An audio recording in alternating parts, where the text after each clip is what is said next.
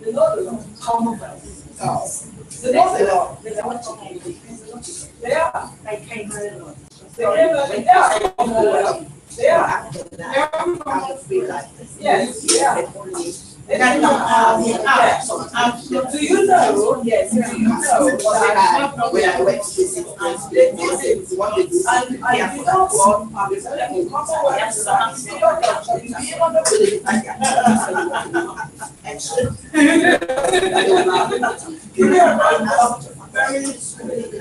did you hear that? He said that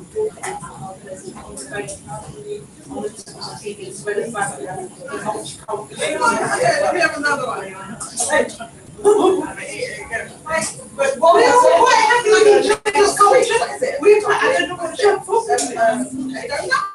I think I'm not.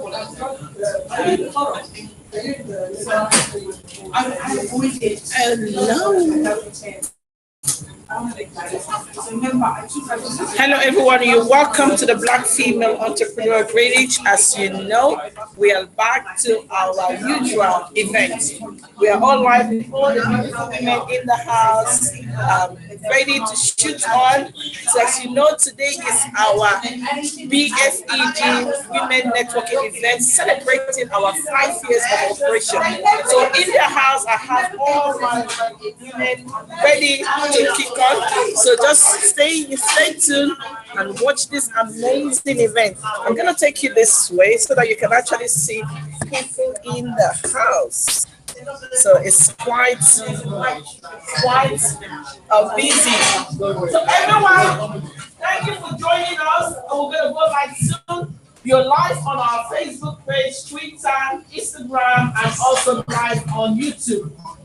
So guys, if you want to say anything, this is everyone here. Everyone will be actually watching us on our live stream.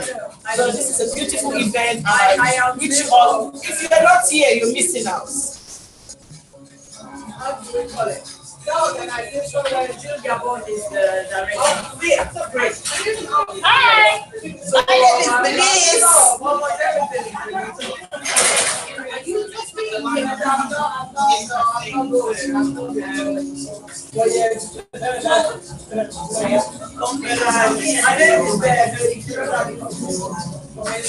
So I know your time really. When I saw all the and I saw your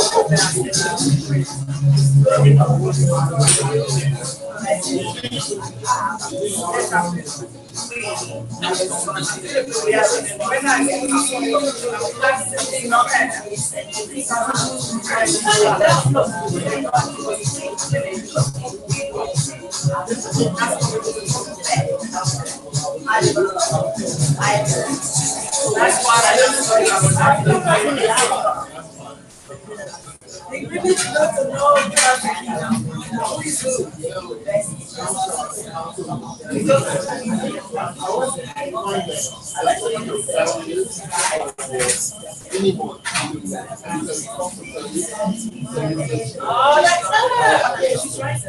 okay. Yes, because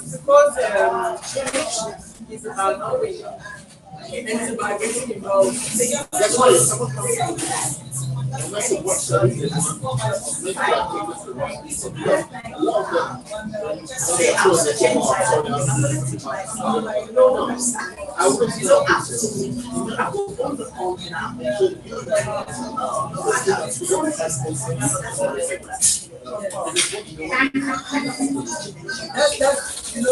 That's what happened. That's what people don't know. You see the local councillors in there because it wasn't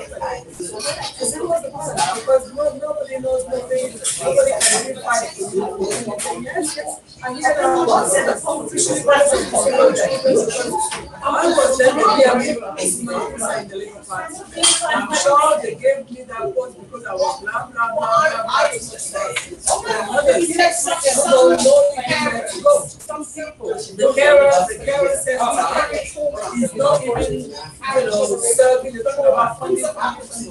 Some people don't even know that the toy library has closed. Then look at me, let's she's old. Who's going to place that money? I don't know. who's going to make, she's everywhere in wrong. You just have to Bessie Davis. She's a specialist who replaces you know, because Deborah Castle was not at the time that was not like that. How God stay the same, not just the mother, because it's not the funding.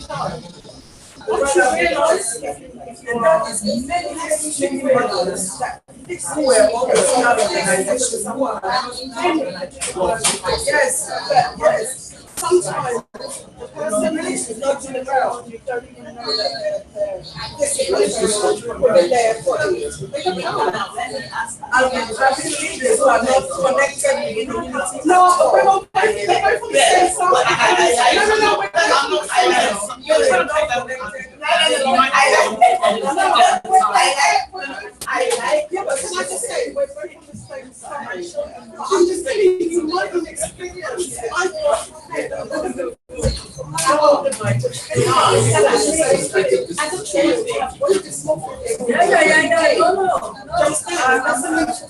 a strong British resident and I heard I know because of, you know, sometimes you say to yourself, you know, why continue to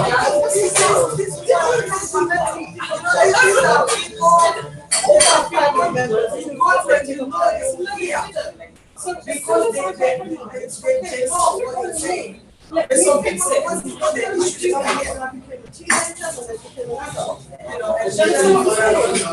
I try to change the words, they don't listen because they don't know. You need to be very lucky to know yourself what you're asking them directly.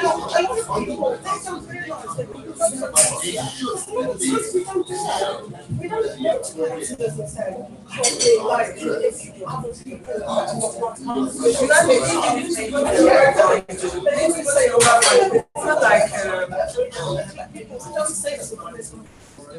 so, no, I think she's the counselor. She's Sarah. You know, she knows where to explore. They're very somebody who's known. You know, I don't know about that department. I'm all there. You know, when you go to Benin-Togo, my son is 20. My son is 20. I had some issues. Right, 7 or 8 years ago with the school. But Sarah, I also mean,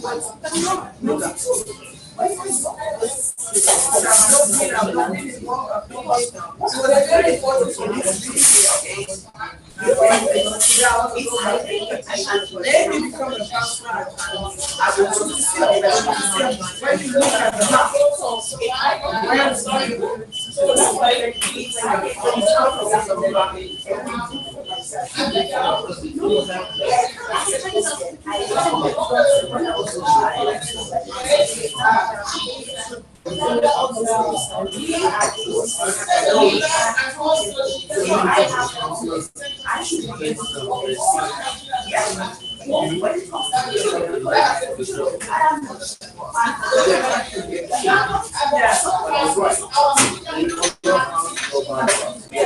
I'm looking forward to the time to spend ID and when I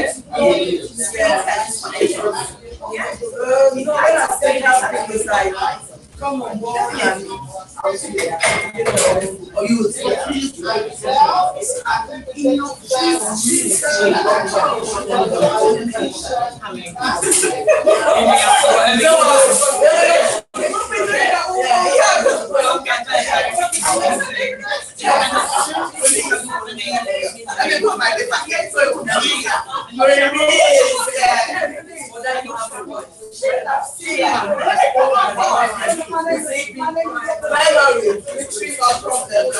too many bills.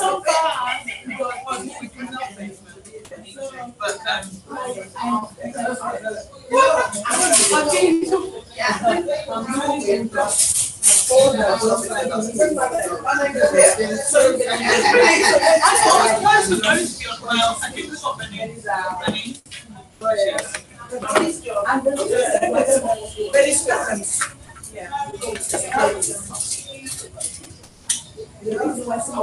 because we're scared of we won't be able to achieve. So if we don't achieve, we try and almost sabotage other people.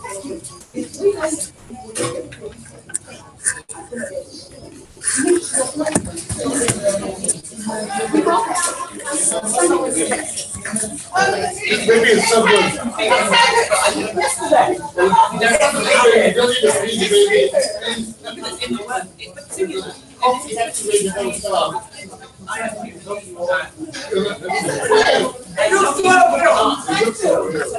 Thank you very much. Wow.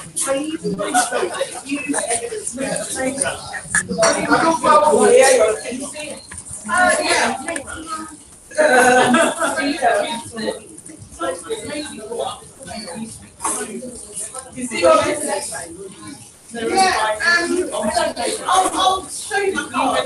Dynamic still so I'm an artist and I paint it from my skin. Again, it's the same concept. I don't know what it's about. And that's human behavior. Whether it's around I'm always curious. I'm curious. I'm going to be like, Maybe it has to have an impact. oh, let's see. You want to see if it's going to impact or not.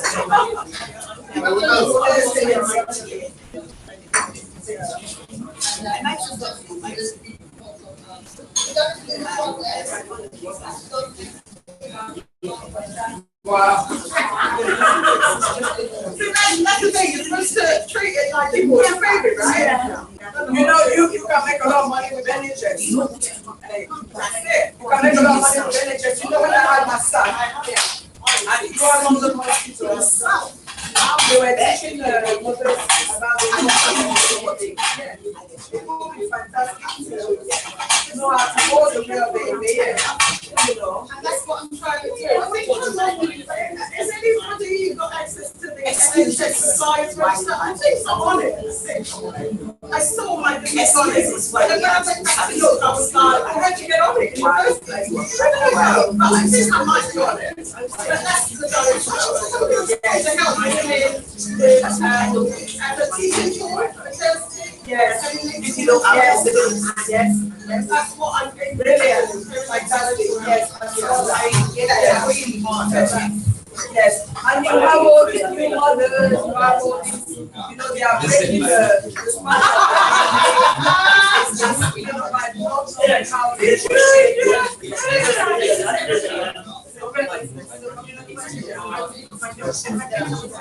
I was more than this thing. So I can't remember that. You are an interview with it. If I could say,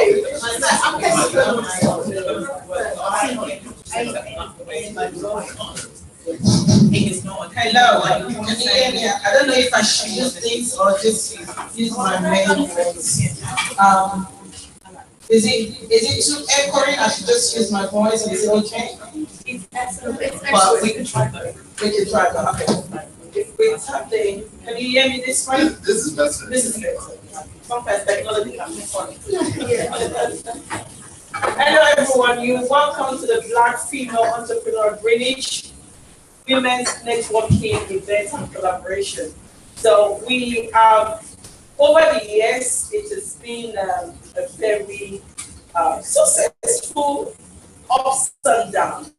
But I will crown it with a mighty crown of the Queen, because running this organization for 5 years has actually made me to understand myself, and not just myself, but also to understand the system.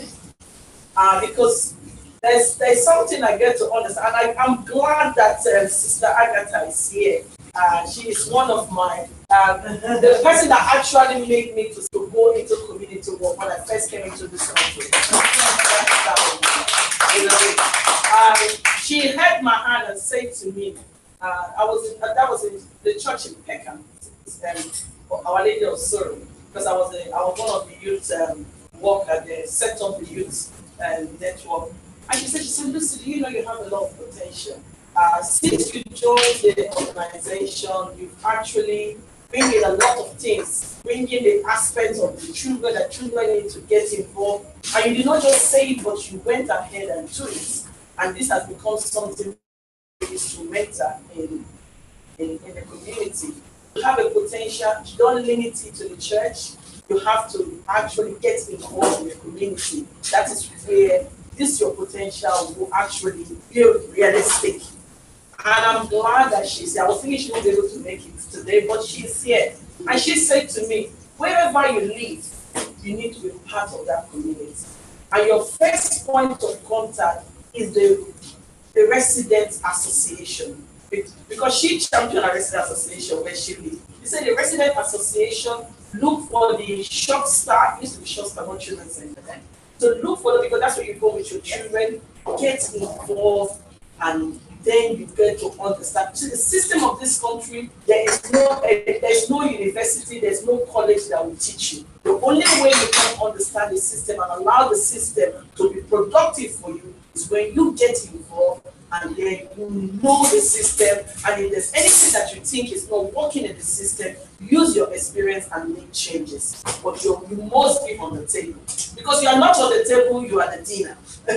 So big shout out to it's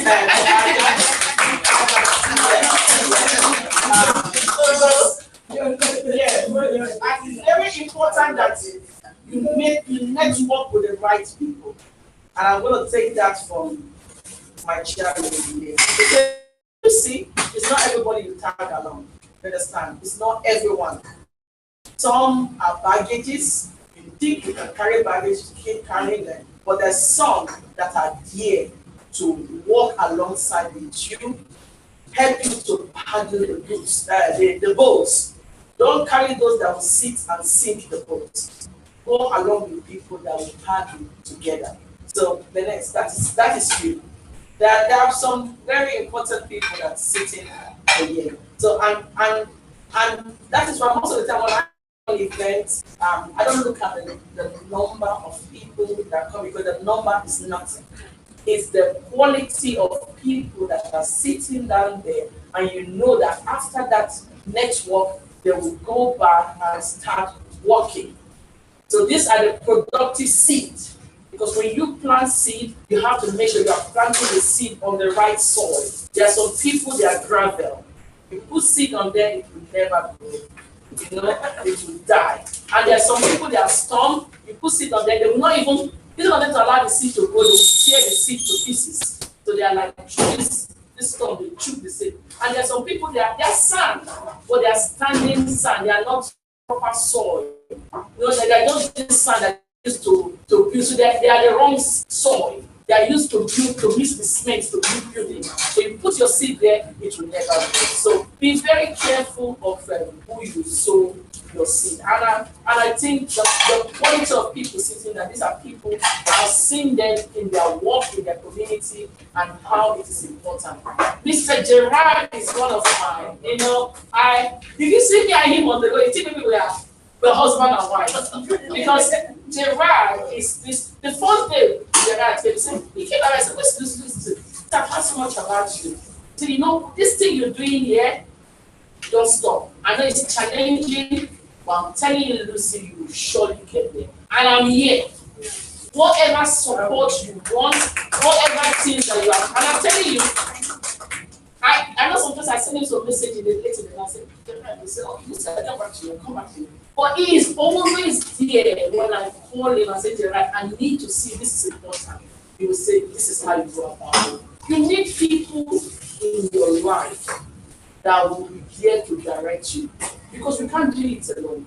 So Gerard, I want to take this opportunity to thank you for the support you are giving to the Black female, not just me, but the Black female. Our first public market in Woolwich for 2 weeks. Without Gerard, no one will see us. He was the one that said, Lucy, go into the Woolwich there, bring the women out there. I know, come rain or sunshine, that's my. and I'll put in there whatever difficulty it is. We'll there. Even we get into the made-in-wish, we launched the made-in-Greenwich. It was Gerard handwork, actually paying for those services for us to use that place and get people to know Gerard. I want to say in our own language, everyone join me to say, Bosa. Bosa. Bosa. Bosa. Thank you very much for your work and amazing. I have not one lady yet, but I recently started to network with her. And I've picked what she said to me, and every time I sit down, I reflect. She should be so surprised for me to say, Annie, I've known Annie for a long time through the Children's Center and all the rest. Seeing how she's so passionate about young people. But recently, me and Annie will start networking and getting to know. Sometimes you're in the community, you feel very reluctant to meet up with people that will make impact. Don't be scared to take that first step. And that's why I'm calling on Annie. Because there are some people that is Annie in your life that you think, you know, that person will make an impact, but you don't know how to start it. Sometimes do not wait for them to come to you. You make that effort. And when they decided to come to you, be open. Both give an open mind. Annie, I want to thank you for some of the words. These few days that we have started meeting, you were so, she said, Lucy, don't worry. I know you are an activist. I will neutralize some of the meeting. You know, because when I go into meeting, I can be very passionate about it, and I'll tell you, no, I'm not having that. I am not having that. I'm sure you and I said, no, that's it, final. And Annie said to me, whenever you know there's going to be no finance, people don't want to hear that, bring me in. I will neutralize the situation. I will be the in-go-between. You know, you need someone that will be the in-go-between. Because sometimes strategy is not in my dictionary. I just see it on the table. Like a typical African woman pounding here. Boom, boom, boom, boom. Yeah. So what I said, I will be the in-go. Let me be the in-go. Let me neutralize it. Let them give me the blow. I know you can't take the blow. Let them have me the blow. I will take that blow and I will neutralize it, and then you can come in. So guys, we need an eye. Because sometimes you are not able to do that. You are not able to stand those blows. You will come up with something that will make people to just block working with you totally.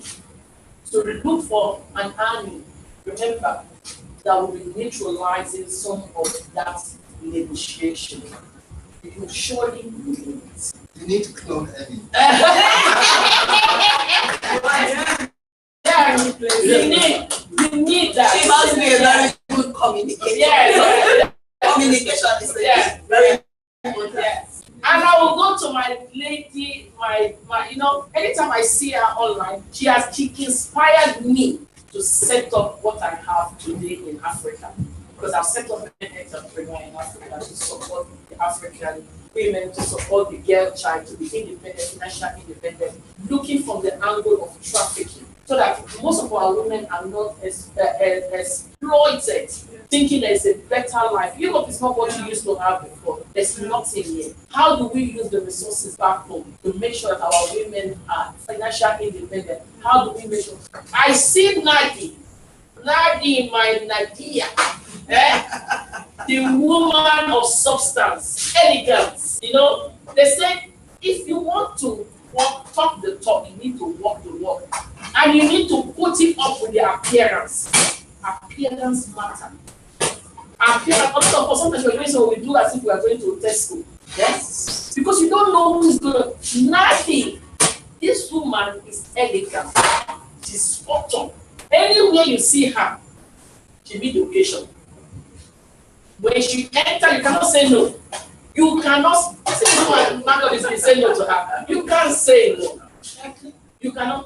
She is just constantly taking her time, investing in African women, African development. When I look at some of her videos, I see the group of women. You know, see the group of women. This is our own Greenwich woman making waves back in all the Francophone community or country. Benin, Ivory Coast, Congo.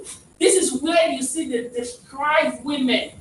She take her time, her money, her investment, her intelligence, and she go in there, she speaks, she will come down to the level of speaking the language, translated in English, making sure that these women look upon her. You know, when you don't see a role model, it's a big thing for you to go forward.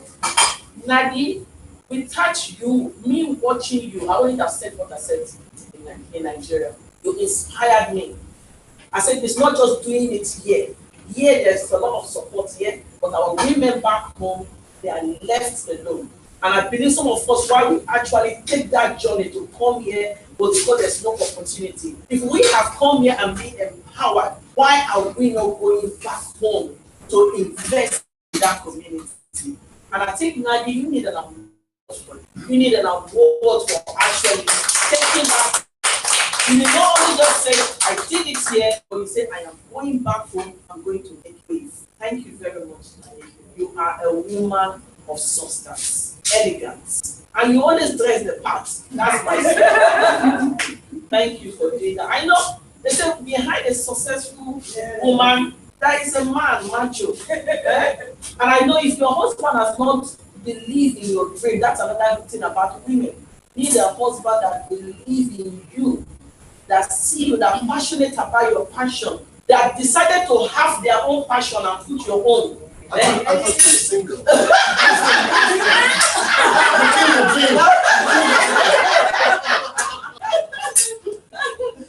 what about you? So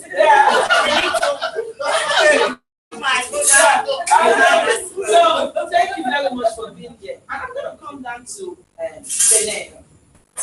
I have an autistic child, and over the years, they get to diagnose one of my children that they have special. So I have 3 special needs child. A lot of you might know me. A lot of you see my daughter and my last son. You don't see most of my older son. He's 17 because he's autistic. Things like this is noise. So he do his own thing. A lot of people don't even know I have an older son, but I have an autistic son. And in our community, there's a great number of autistic. Even we as an adult, we are autistic. If your child is autistic, that means there's a tendency that you too you have it. And you can see in some of our behavior, there is the autism or other special needs that play a big role in it, and that affects our development. And then as for you to even choose that, you know, when most time people suffer from something, and when they get help, they think that is all. I know you have also a special needs child, but she did not stop there. She said, what I went through, I will use my experience and fight for other women so that they can get support. I will make them to understand the system. I will work alongside with other women. I will talk to them. I will make them to understand that they also should watch out that if their children also have this special needs, there's a high tendency that it runs in the family, and they should also get help. Because there's one thing for you to be fighting for your child, and there's another thing for you to also make sure that you are sound, you are well supported, so that you can support that child. Thank you for the work you do with the autistic family, with the autistic mom. And also, sometimes some of them, you know, sometimes we have the one to say, listen, tired of this woman. So they don't listen. No, there's nobody, they don't listen. I said, but what will you do? If you stop, who's going to do it?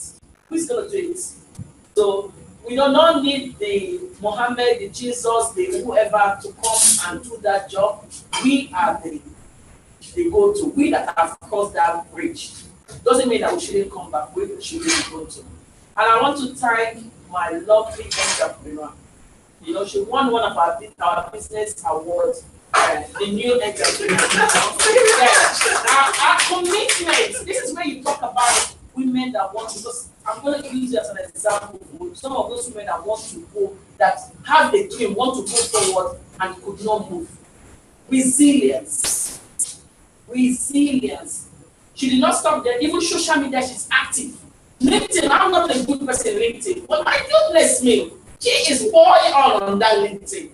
This is how you talk about resilience. when you want to move your business, no matter how early you start, you need to climb what is happening. We are in the digital market. How do you utilize your work?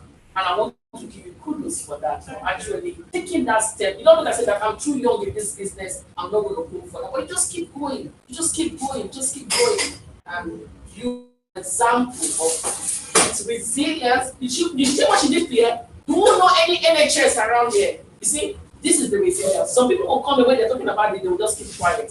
You don't know where the door is going to open. My mother Shosha always say, a closed mouth is a closed destiny. If you don't open your mouth and ask for help, the help cannot come your way. So I want to thank everyone, my lovely sister that I met through my culture. This woman, she's so powerful, loving, want to know about culture. We had 3 hours eating dinner and talking about culture.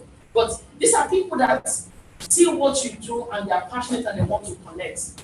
Do not see because I've got to this level, I will not connect to people. Always give an open door. Because an open door creates more opportunity. Guys, without taking too much of your time, I want to say, welcome to the Black Female Entrepreneur Village, a platform that supports women with the skill and mindset to turn their idea into business and also network with other people using their cultural identity. Because if you fail to understand or be proud of who you are, you can't sell anything. Yeah, wherever you come to, whatever your background is, if you are ashamed of it, you cannot sell. Don't forget about business. You can't sell business, you can't represent yourself. The first thing that you need to actually overcome to start that journey of, you know what, this is who I am, is accepting your identity, accepting your culture, accepting who you are. Whether your shape, whatever size you are, accept it, dress it, wear the one that will fit you, that will make you to look elegant. If your stomach is as big as me, wear boo-boo. They cover it. Don't need to go to special market. You go to the cheap one. You carry the body powder. You hold together. I'm talking. And step outside. I love this perfume. And perfume on. Package yourself. It's all about packaging. Yes. Hashtag packaging. So guys, thank you all, and I hope you guys enjoy. I have to stay for just 2 questions there before we go to hand over the microphone to Gerard. We do our first speaker, then we'll go for lunch. If you have any questions to say, I can answer any question then before I hand over to Gerard. Anyone have any questions? I'll just share this. Okay. So in the absence of no question, Mr. Gerard, over to you. In fact, Gerard is from the RBG, Royal Bureau of British. Yeah. So we need to thank them for actually letting him to come out and on Saturday. Saturday, allowing him to come out. And I'm not, you know what, because when I was doing my PR, I didn't talk about British Council. You know, they know I'm their creative friend.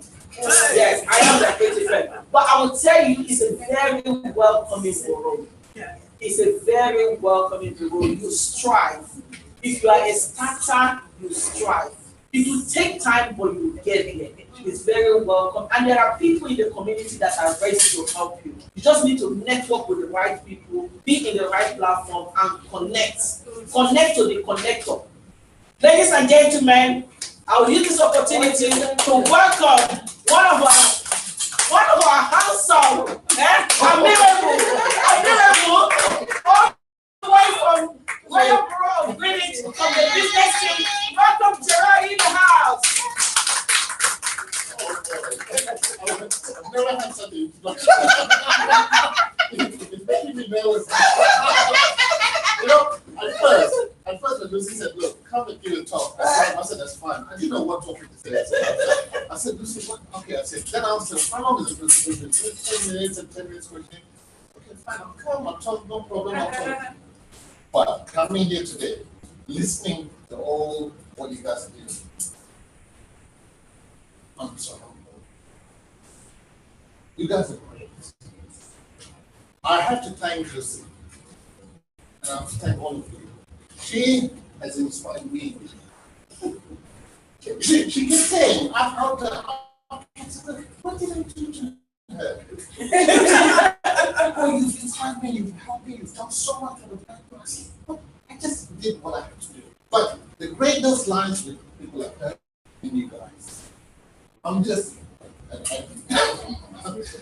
doing work just to help people get on with their lives, and whatever experience I went through, I'm just passing it. So I thank Lucy, and I want to thank all of you for giving me this opportunity to speak in front of you guys. It's really an honor. So today, I work in Benin-Togo, so I hit my own department. I hit markets spiritually. I work with a lot of businesses, a lot of startups. So I said to myself, I've been in the IT Council for 15 years, I've been here for about 8 years. There's so much of experience I've gathered. I've been in my own businesses, worked through so much, went through a lot of challenges. So I can relate to a lot of people, but not so much so, but some have got extreme challenges in life. So I've passed this knowledge and experiences I have with whoever I meet. At the same time, I also learn from them and spend my own knowledge. Being a head of markets and street trading, I help a lot of young traders, a lot of new traders, traders who work in street trading or markets. And this is most of the people I deal with are people who have come from various different backgrounds or cultures. Some of them, they can't speak English, some of them, they come from different cultures, they come here and they are not given the opportunity to trade or make their lives better. I use my position to help these people set up their lives and make sure, because what I find is if you can't speak English or if you don't understand the culture, you're not going to get the help you want from, especially council. And I always tell my officers, you're working for council, you're not a boss, you're a servant. You're here to help the community. True? Yes. Yes. So you can't go around thinking that you're an enforcement officer. Go around being the authoritative and speak. No, you're the servant. You're helping the community help make it a better place to live. This is how you should be. Most of them being council officers, they have so much power. I have a lot of power. Why should I abuse my power? I only use my power if it's the last resort.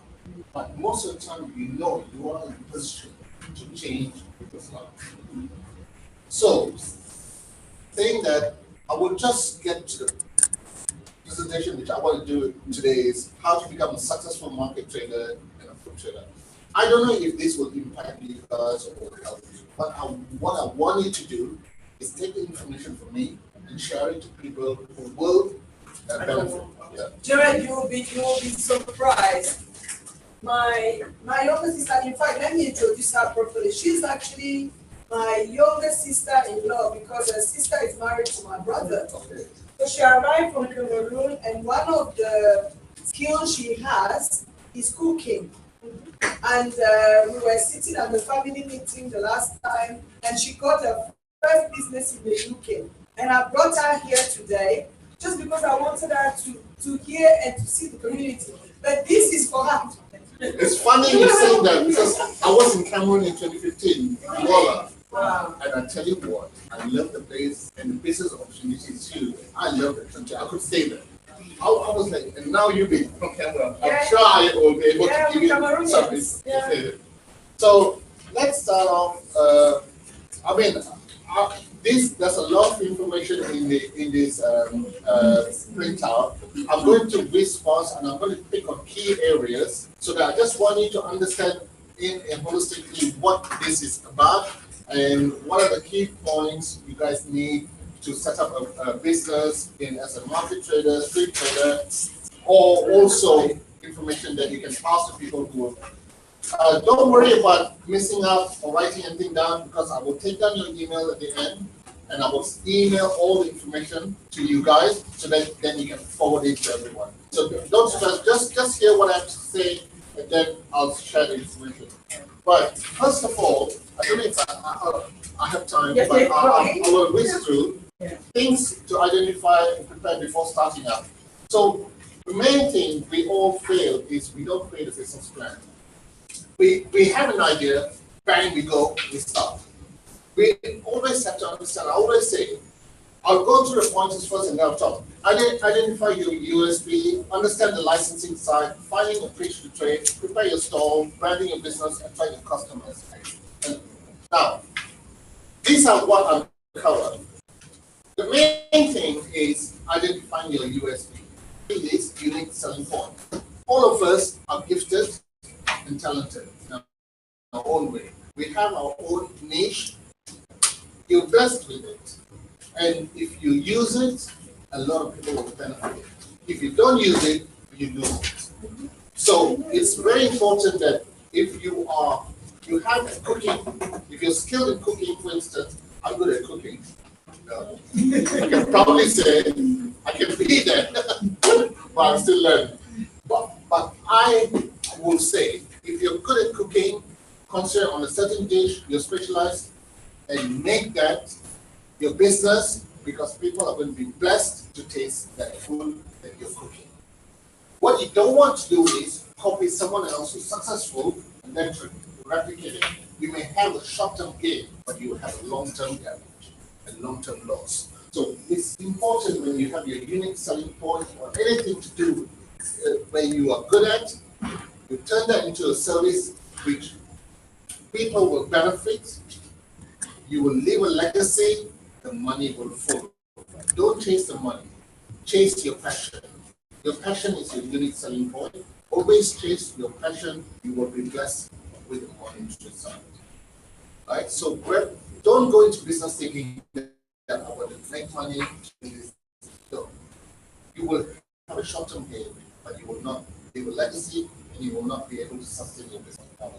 So hence why you have to have a business plan. Your business plan, I have a lot of pointers here in here which you can use to write a business plan. Your business plan will stimulate your mind to asking all the questions that you will be able to answer and you'll be able to understand whether this is the right business for you or not. But trust me, if you're passionate in something, whether it's cooking, whether it's teaching, whether it's coaching, and all of you have gifted in your individual areas, you turn that, your passion into a service, you're going places. Yeah. So these are the things you need to identify before starting your business. The business plan, I'm not going to go into in detail, but I'll whiz past that. You can look through it. I've spoken about your USD, your unique selling point. Understand the licensing side, which is critical. A lot of people don't understand how licensing side works. What you need to understand is, if I talk about food traders, for instance, because these are more complex than non-food traders. Food traders, if you're going to sell, or if you're going to give your product, sell it from the house, or whether from a unit, mobile unit, or shop, you need to register your business with the council authority. Your food business needs to be registered. It's a very simple form. You fill up, you send it to the council. They will send a person to come and inspect your house, your unit, or your business place. And what will happen then is they will then rate your business or your place, and they will guide you to how to set up your place and so on. So these are specialist officers who will come and check on it. First thing, food businesses, register your business. Second, if you're going to set up a mobile business, okay, someone. Was it an intruder? It's an intruder. That's Or what a it's spy? It is spy. So the second thing is you want to take up license. So now, with shops, it's quite pretty straightforward. You know, you go to an agent, you sign up. But with mobile units, it's tricky.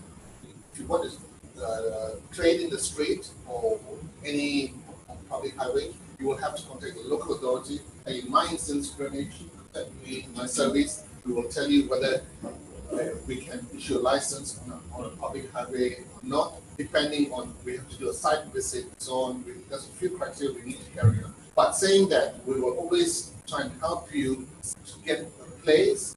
That's one. Second is, there's markets. If the markets, like we run a market in Greenwich, which is a council-run market, but we also have markets that's privately operated worldwide.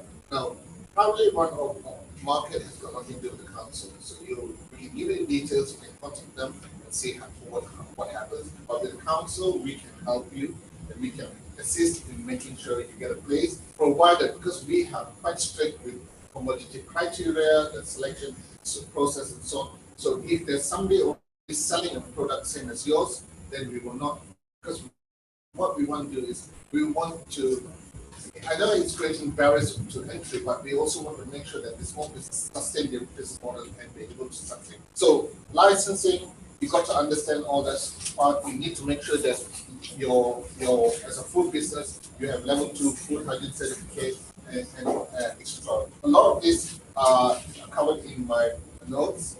Finding a page again to trade. Again, you contact local authority or private market or festivals. Again, you can contact us or through the agent or through the events team. Preparing your stall again. I'm going to quite quick because I don't want it to be a long presentation. But when you're preparing a stall, always understand that your food might sell the best, but also make it look inviting, make it so inviting, clean, tidy, and it's appealing so that you can attract a lot of people. What we don't want is, yes, the food sell is good, everyone wants to come, but you don't want to be catering for one community, you want to be catering for all. Like now, I'll tell you, like suya is such a famous thing, right? Yeah. Everyone wants to come, every corner, everyone's selling suya. But although you're making money, why don't you expand? Why don't you scale it? Introduce suya to all the communities. Make it appealing for. I know you're making money, but you can go further. You can change, but don't be stagnated. Think outside the box. You know, maybe you can kind of infuse your business with a Western style or with any other style, and then attract a lot more people into your business, and then introduce your business everywhere. So think of how you want to prepare your store. Branding your business is one thing. Again, I say the brand is you. You are the brand. I don't know if anyone heard of Mimi's Kitchen. Anyone heard of Mimi's Kitchen? Yes. What? She started selling on a trolley, going around the market, selling food. We helped her get a license, and she started trading in the market. From there, because she was cooking herself and she was selling herself, she made sure she never cooked got any other cook. So she made sure she captured her audience. She kept selling from a stall. She went on to a kitchen, to a shop, to another shop, to another shop. Now she employs over 40 people. So now, through her effort, a lot more people are employed. So can you see, she did not just stick to just what she was good at, but she, and one thing about her is, I've noticed is, so I work closely with her. She is so blessed with her business because of her passion and her food, what she's selling. But she dedicates to every Sunday to cooking food and giving out to charities and all that. She just writes off. She just cooks it, just distributes it. Because she thinks, because she's blessed, and she keeps going. So always think about a lot of other people who can benefit from your business ideas. I know I'm coming to the last page, it's about payments. I know I put this for fun. Cash or card, always don't think just cash, think about card, but also think crypto. Anyone knows about cryptocurrency? Yeah, be careful with it.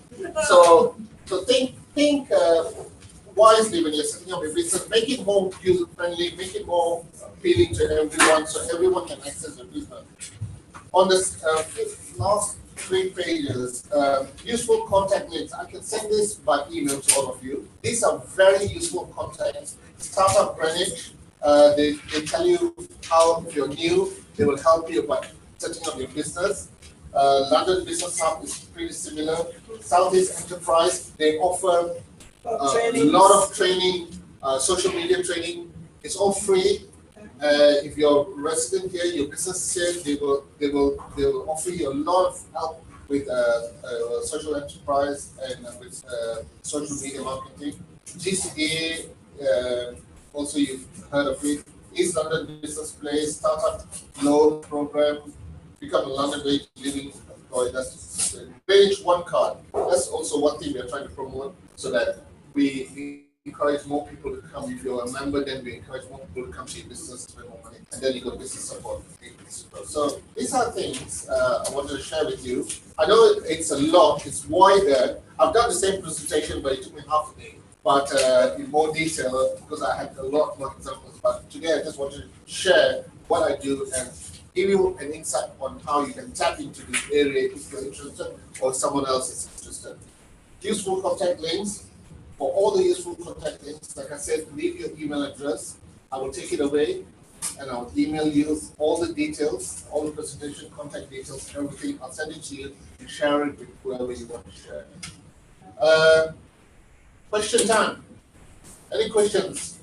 I'm interested, you spoke about the Greenwich One card. Can you give us a bit more information about that? Yes, I will. So if you leave me an email, I have a business team who will send you all the information and will be able to help you with setting up the Greenwich One card. Yeah? Any other questions? Setting up my market. I don't live in Greenwich. But that's fine. You can live in any other borough, but you can still run your business, set up a market here or stall here. That's fine. If you want to set up a market on your own, stall. Yeah. So if you want to set up a full vegetable stall, at the moment our market is full. We've got a quota and all the quotas are filled up. We've got a waiting list. But still again, if you have isolated pitches, because I cover street training across the borough, if there's an isolated pitch which you think is set up a stall, you let me know. I'll send the office to carry out a site visit, and if it's fine, then we will do a consultation and then we will license you on a temporary license and you get set up. So when we do consultation, we consult with all stakeholders and all the agencies in council. Most of the time, we don't get any objection unless it's really an intense populated area where there's issues with the form. No. Any, right? Yeah. All the events, like, down by the Jars Floor, they have The Royal Arts, yeah. Royal Arts Floor, they have events. Up in Charlton, they have producers. Like, there seems to be lots and lots of players organising sort of events and like pop-up this, pop-up that. Yeah. Is there one list of, I know you said contract organisers for these festivals and these events. Is there one central list of organising what, where? The events team actually organizes all the events in the borough, and they liaise with all third parties to be setting up these events. So it's, if you want the name, is Janine Whittaker. I can even email you. Yeah, I'll email you. I'll take the note down and I'll email it to you. That's fine. Sure. Gerard, I've noticed that in Woolies there's lots of pop-up markets like food. People were supplying food and selling food. Food and beverage. Mostly the African food. Is there any way that these people, they're actually graded or they actually monitored on the safety of what they're providing? And also, you find somebody's just opened this and they're selling food. Are you talking about the shops? No, I think they just pop up things that they've just put through the window there, and somebody's selling African food. Okay. And in Woolwich, it's just become everywhere.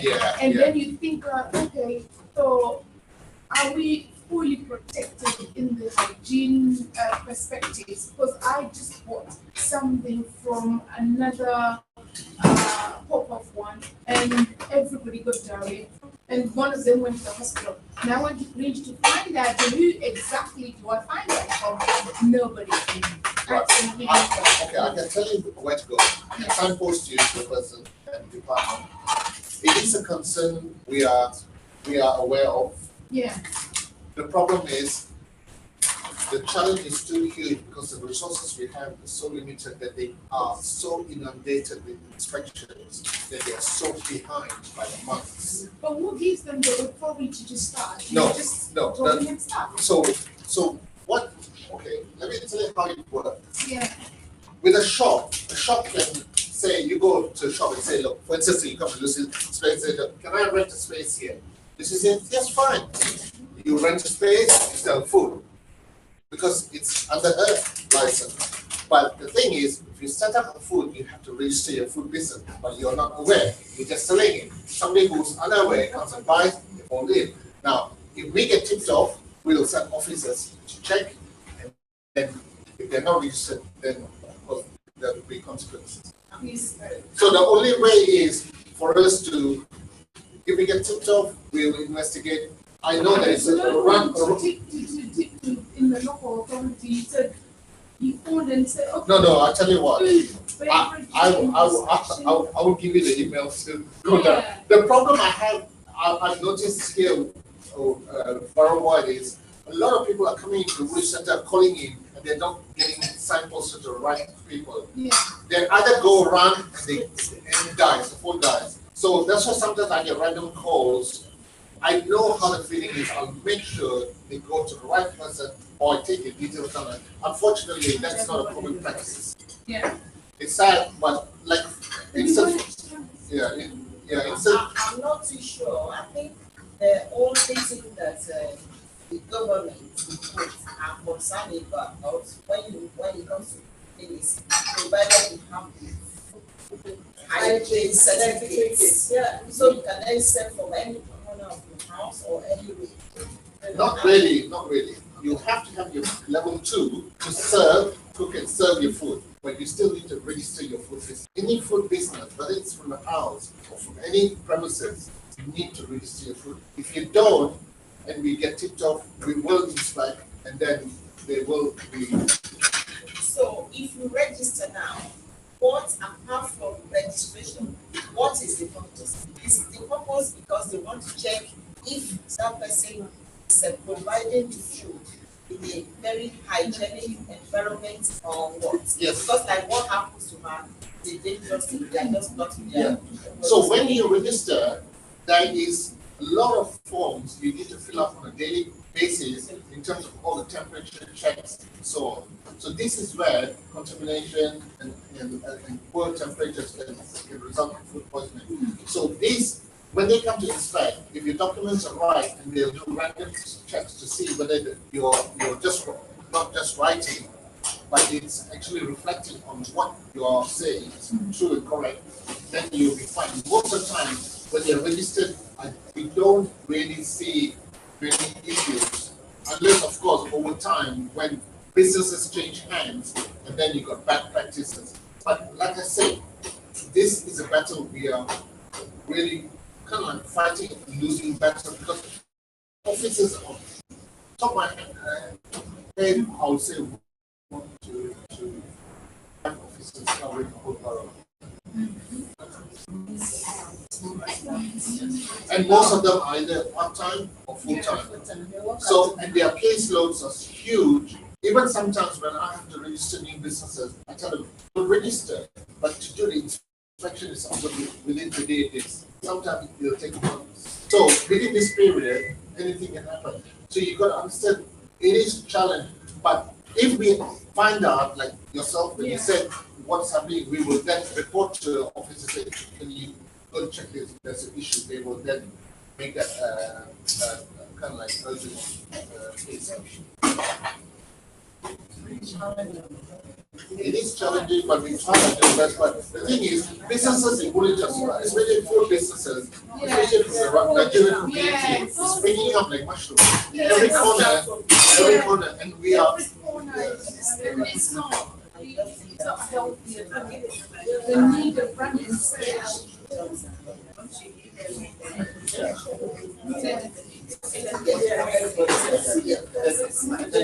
It's a very good point. And it's good that people are saying We want to support you, but where are you going to go to the toilet? Where are you going to wash your hands? And this is what we need to do. All this, they need to come together. So you can give us a restaurant for African or Oriental thing where people, they can all go in, they cooperative one, with the identity. So yeah, I think there's others who are waiting to speak. So I'll end my presentation. Let me know if you have have any questions, I will email you. But thank you once again to all of you, and thanks to Lucy and everyone. I hope it was useful and hope. Yes, very useful. Thank you. Thank you. Thank you I'll very give a list and I'll Thank take you my very notes. much, Gerard. That was an amazing presentation. I believe there's a lot that is on the paper. That was good that day. I know we're talking about popcorn. I was thinking, how would the people just go back and start watching? So I intentionally refuse to bring the popcorn so that I can bring a copy. So that when you're going, you have something to say. You need to apply all your business technique. When you listen, is there a PowerPoint? I said, I forgot it in the studio.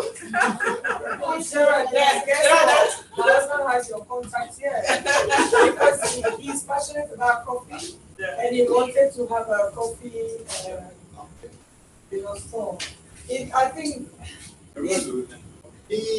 This was in the common market, Probably like 5 years ago.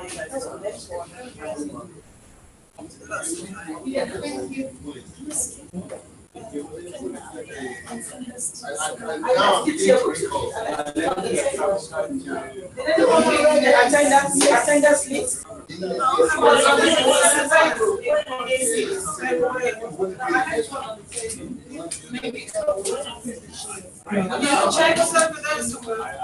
I left it on the table. I did. Yeah, look at it. Okay, have you seen it? I said just let me sign it off. Okay. Ever since. So what do you mean to us policy that we need so we can help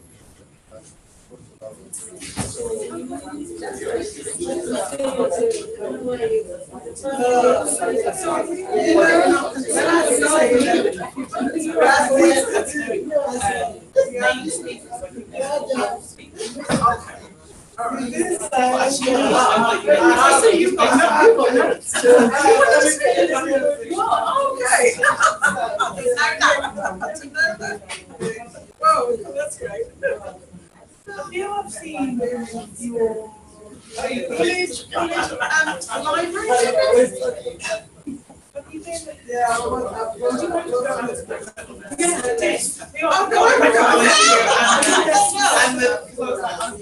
not with it. They contacted me. You're not the organizer. That's right. Yeah. She contacted me.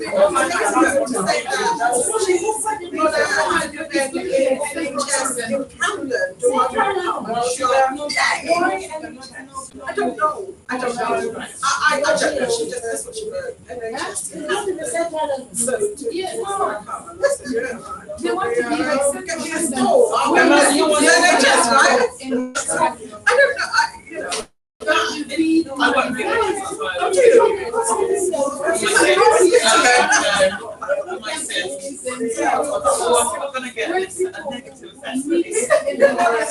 I think you might just about indoors. so you see what it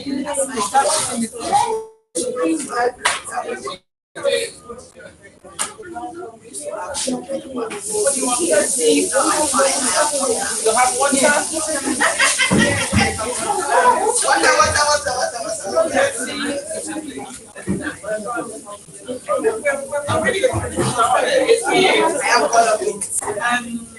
I work for it.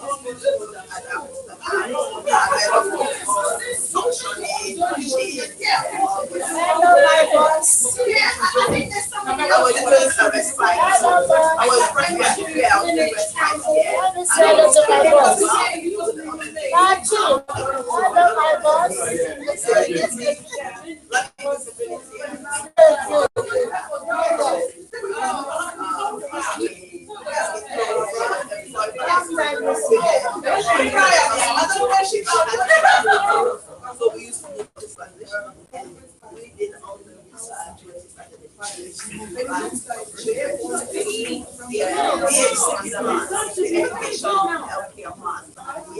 So it's You were pioneering. so it's before it was just yeah.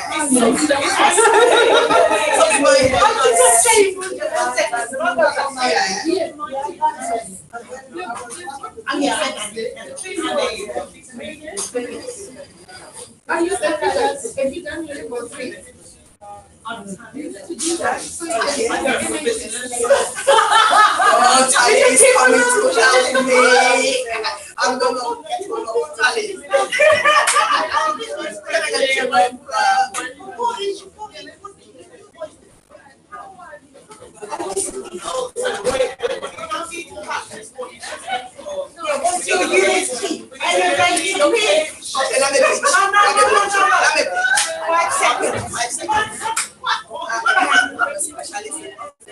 I run my own farming project and I write this is what happened to my current and all these coming out is belong to them. So one of them is Amazon.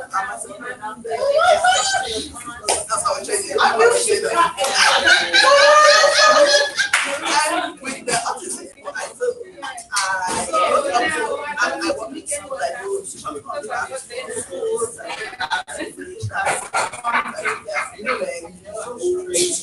children, the ones that pay for their fees, and I will go to home and I will research them and support the parents online and So you know, the chief executive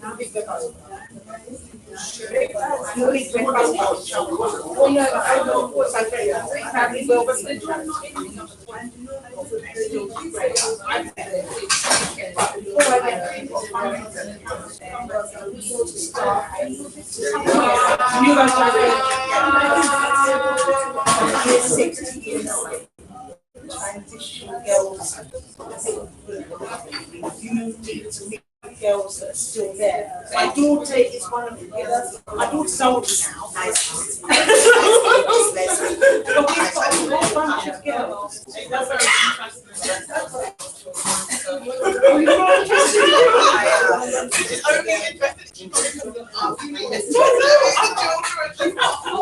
Girls who are designing. We've got a whole group of girls who are designing. They are from year 10 to 8. Once they pass with what No, but they're designing the project for the younger girls. But that's good. I know, and it's not something that you and it's not the young girls we understand the standards and they have autism based on their behavior, but it was masking. So a lot of masking techniques in my book. So don't see me with Yeah, because COVID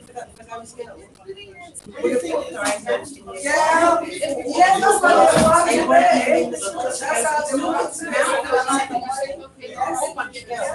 I was little. Because they didn't even, they don't know themselves, or that family that now they that's what I never heard the regulation. We've got responsibility. At least they can get together and make friends and like control their what they girls do, how we relax. You know, we are just talk to them anytime you see them, they all listen to our minds, showing up. I know. Come on, girl. oh my gosh, I'm so glad about the I will pass on because even if you just chat, it's not even girls. I can come and do a presentation for them, I will slide, I get some of my resources to show how parents can support their children, because I found that they don't want to go to work. They leave everything in the school, yes, and now, when we get ready, I found out that one of the parents, she had an and they have so much cars in the house. I went to the house one day and I said to her, I said, you know what, before I come to your house, you have to check and make sure that child is safe. If he's playing off, don't tell him to play off. When I would actually and one day I met him, she and the husband, you can see the extension of the house. I was playing on the television.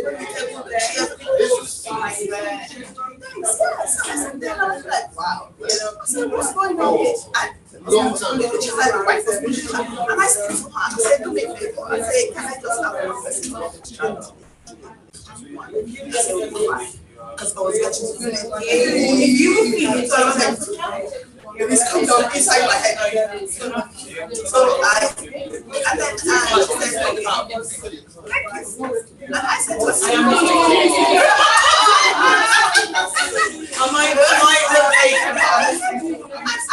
to her, I said, no, can I just walk with you? Because I said, that's something by us. I said, can I just walk with you?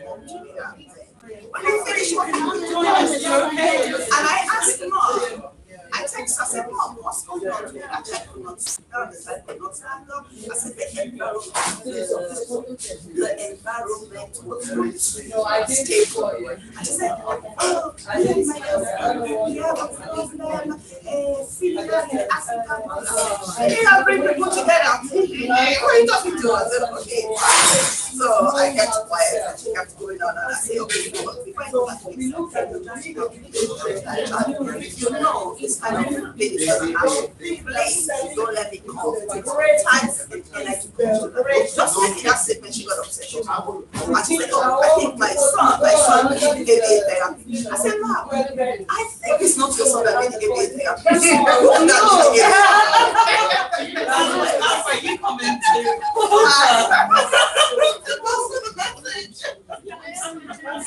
She said, what's the way? I said, let me say something. I said, don't take it personal. No, I will say my stuff and then I will retreat and say, I don't want you to take it personal. It's the reason.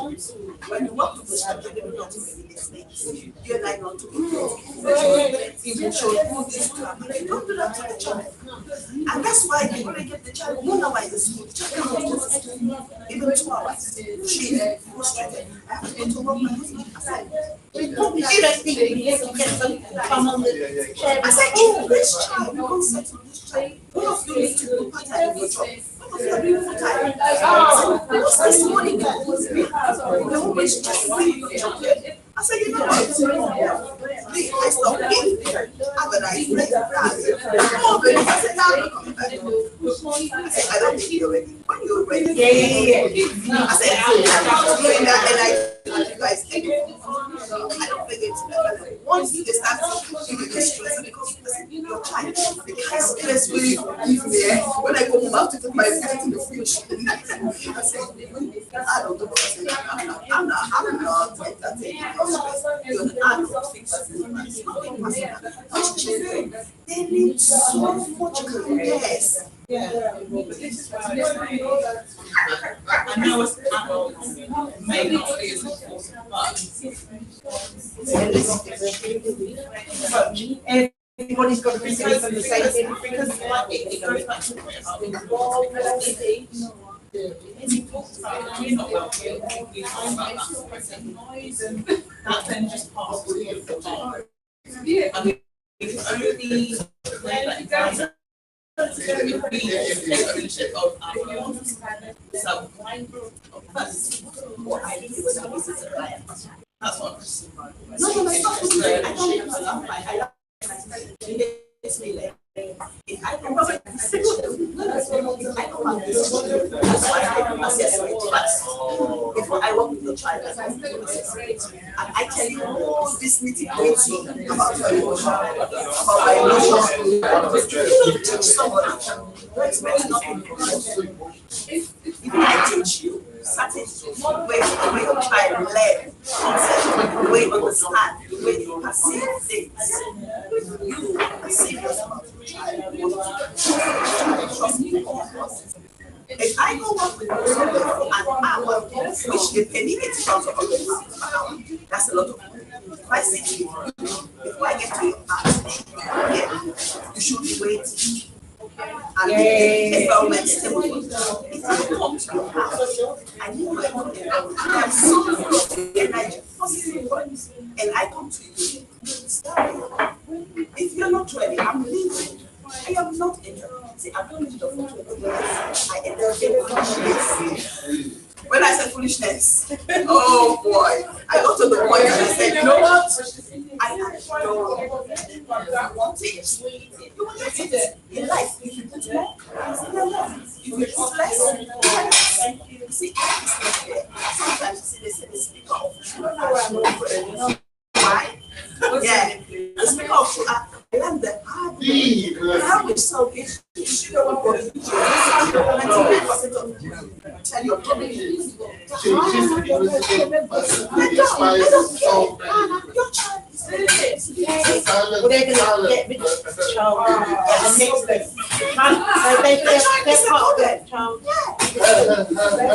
I was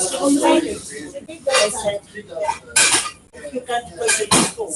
You're going to wait for the school to make a change. Actually, the amount of time your child spends in school is 20% of that year. Like even if they go to every morning club, breakfast club, after school club, and holiday club, it's still only 20% of that year. The time that they so it's not. And you can't expect. That's a big expectation for people who are teachers and everybody else. If you think about teachers, have 30 people. But this is like this whole system. Because we say to ECHP, it's to give services, which is through education. So disabled child is a disabled child, unless it's impacting their education. But we don't know that actually is a disabled child in its own right. Not a medical need, not a disability.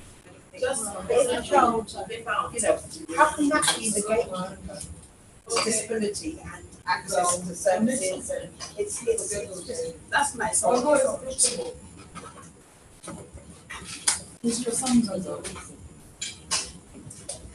That's my son understanding. It must be so. So when you want to tell them where you are, I'll be there. Yeah. I take it. What are you looking at? I don't look for me. You know, like,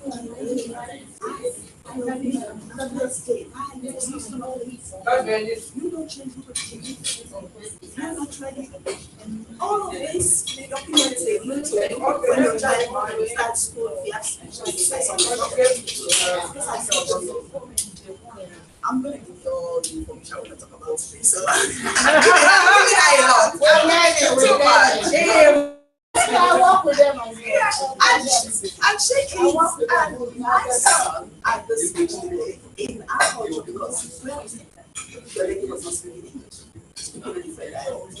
So when a child is young, because they can speak up to several languages. They don't stimulate it. Yeah.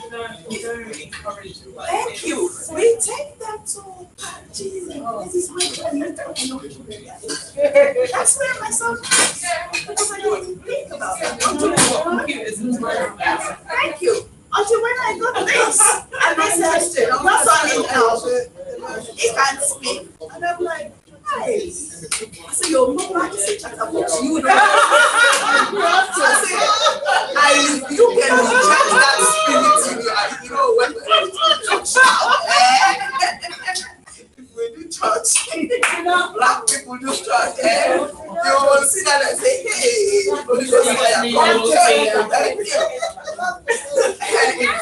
and I went to my pastor and I said, no, let's play blah, blah, blah.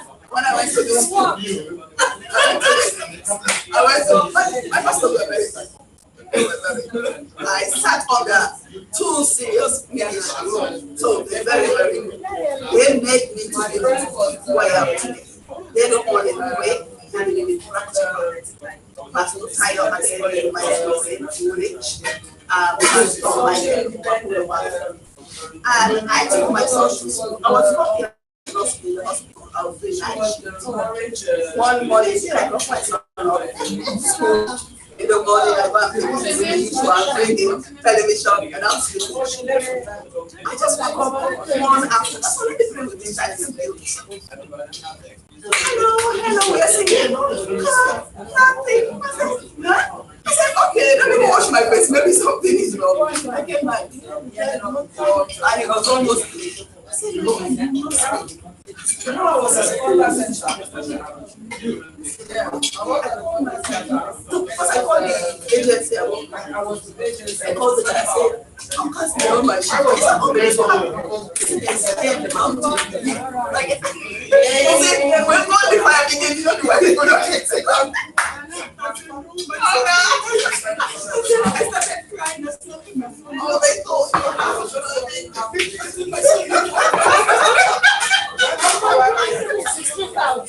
no.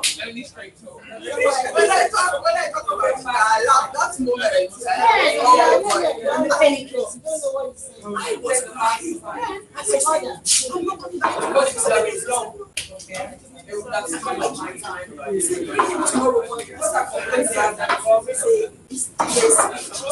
me try to the speech language. And I went there for 2 weeks, intensive one. And I went to the school again. They gave me all this paperwork. This is the file they played for me. And this is my phone number, my Nigeria, my son. That's the type of people that are very good at type. As a standard is too much. What do you say? And I asked to send my volunteer in the school. So when I said to me, I said to me,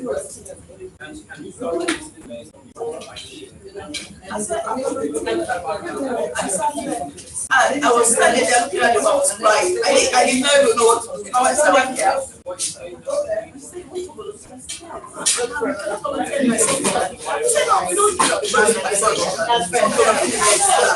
I met friends with everybody when they teach myself. I learned everything. When I go to church, when I come home, I will do the practical. Go to church. One day I went to work. They called me. Your son, your son. I saw. Okay. I left work and ran to the school. My boss was like, "Wait, this guy." You know when the mother started talking around, your manager said, "What were you on this?" I said, "See my friend, I'm going to find out." If you see that one, that's why I say you guys are dangerous. You get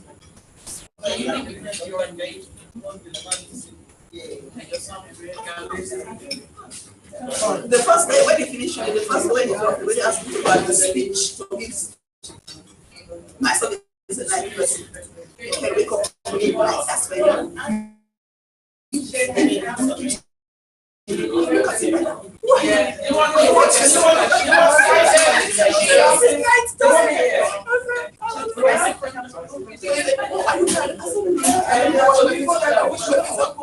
sacrifice very good.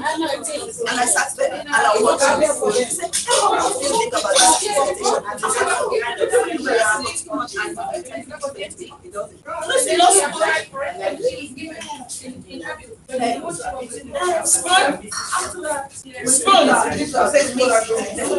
you're not even in service.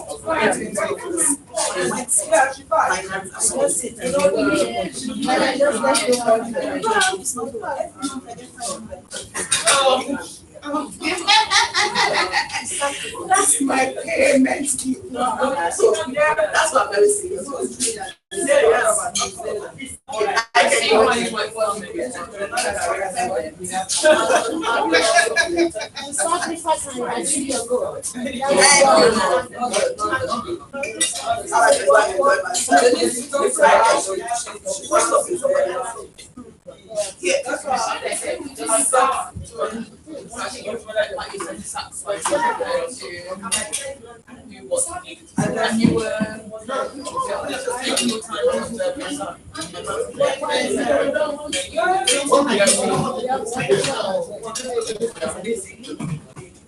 Not able to talk with you advice and you don't see them. Some people can't do the child.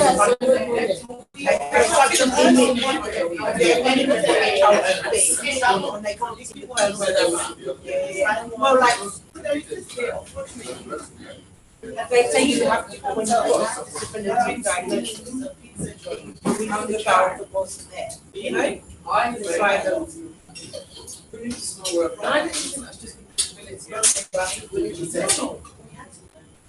Oh my gosh, they pushed these kids in the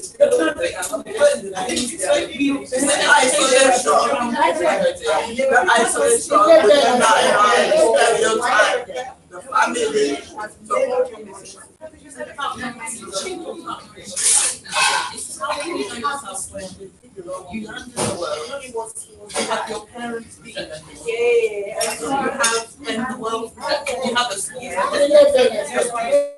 All of these. I'll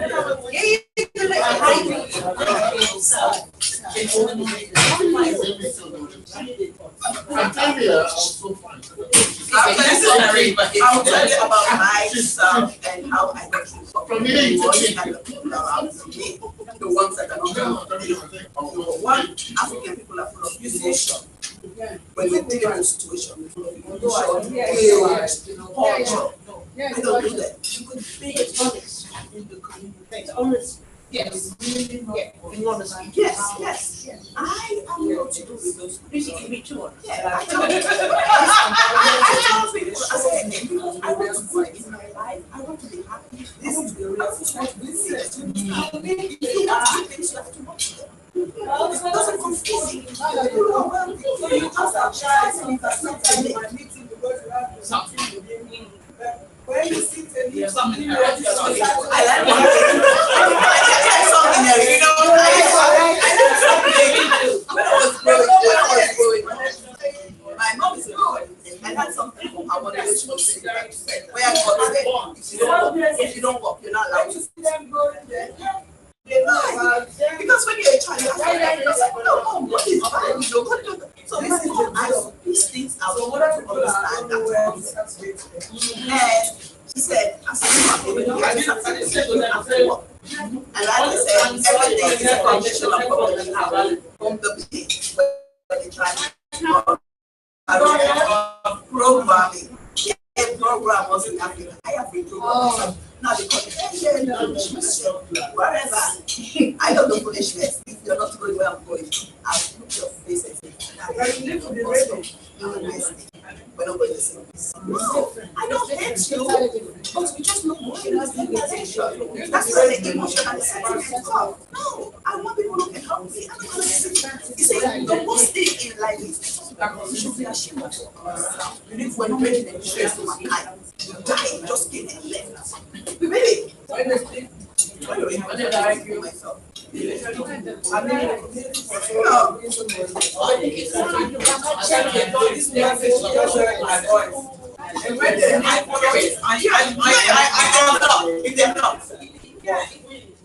I've tried so much to what's happening. Why they? I don't know why they know. Well, right. I mean, you're right. You're right. I always, I just I apologize. No, I'm not on the line. You're on the right track. There's two sides. No, anyway, I understand both sides. No, I moved in why. We're in the wrong environment. The wrong people using us the wrong thing. And we don't have the ability to take ourselves out ourselves. Yeah.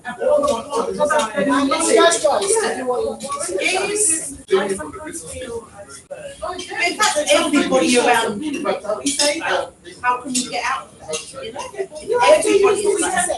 If you like how they do,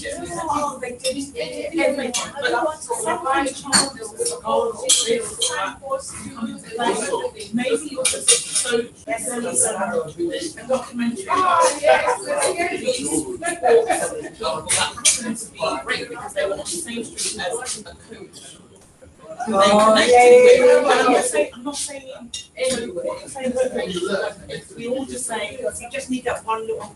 But sometimes there are things, and we can project and say, why is that person on that spot? Sometimes it's the right place at the right time. Exactly. It's their fault. It doesn't weaken what you're saying. One doesn't they're not the same. Like I said, they know church, they know God. People who don't know God, there's managers that want to know God. And if we know God, we know the God. We read the God. Why we not practice it? Why we not able to do better? Why we not able to become millionaires and have businesses? Why are we not doing it? Why do you think?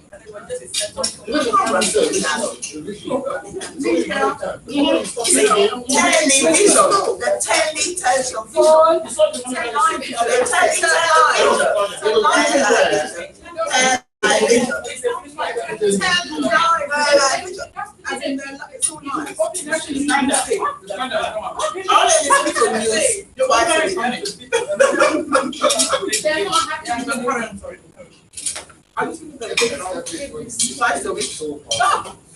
My cousin will tell me what is going on.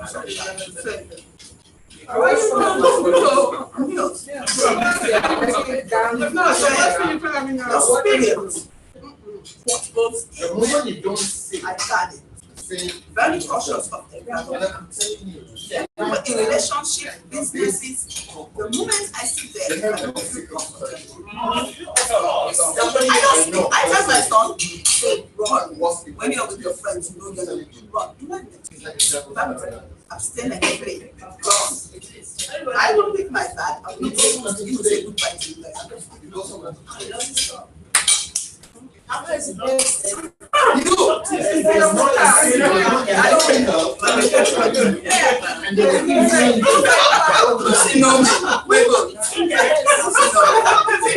very outspoken. I will tell you how I say it. And if I'm wrong, I'm very bold.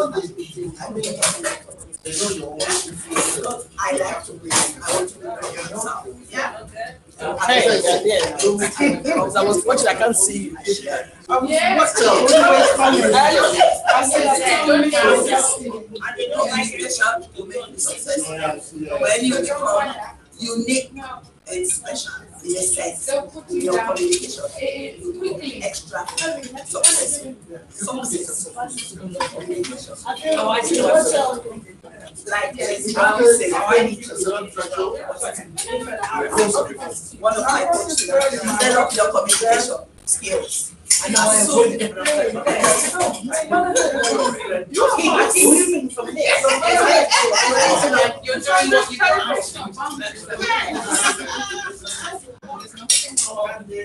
as soon as you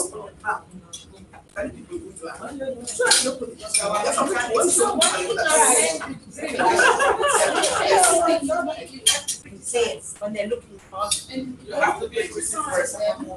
They don't want it. So instead of you criticizing, pay attention. Whatever I find a way of indirect. So the way to go about that, if you say, I agree with what you're saying, but you said no. No, don't check your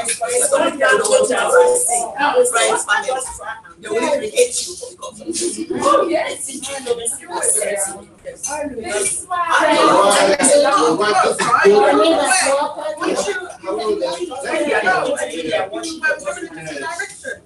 people that are your friends, they're still your friends, but they're for this purpose.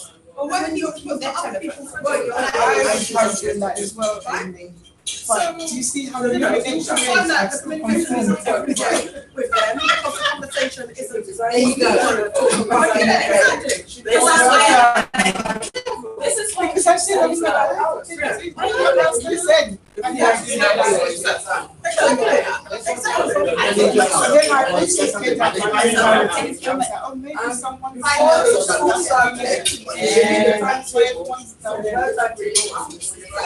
It's interesting how different minds work. Everybody's meant to come. Everybody's on a I'm going this way. I'm going this way. And I'll pick up my people that align with me, and the others that are not coming in my direction. You okay? I'll still talk to you. I'll still socialise with you. My main goal. This is my direction that I'm going. And that's what that's because they weren't meant to come the way with me. They were meant to stop there. They might join you. Exactly, until they come and join me for a few notes. No, you're not coming back. Once you leave, that's it. You're coming back. For what? Come and do what damage. I don't think should be given space to evolve. Because some people, they might reject you or they might reject you negatively. And then they reflect, they do their work. So long as they don't bring it up. No. So long as they don't bring it up. I can hold a grudge. We all can. So stop calling. We don't want to call King Annie anymore. I'm telling you. Cancel the hotel.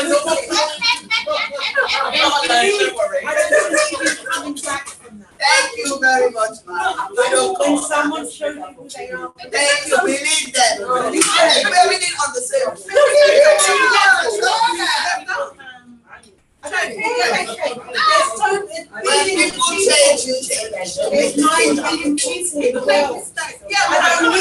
don't need to have that relationship with that person while they change. If I gave birth to them, this is the sentiment. You know, talk about sentiment, just culture. I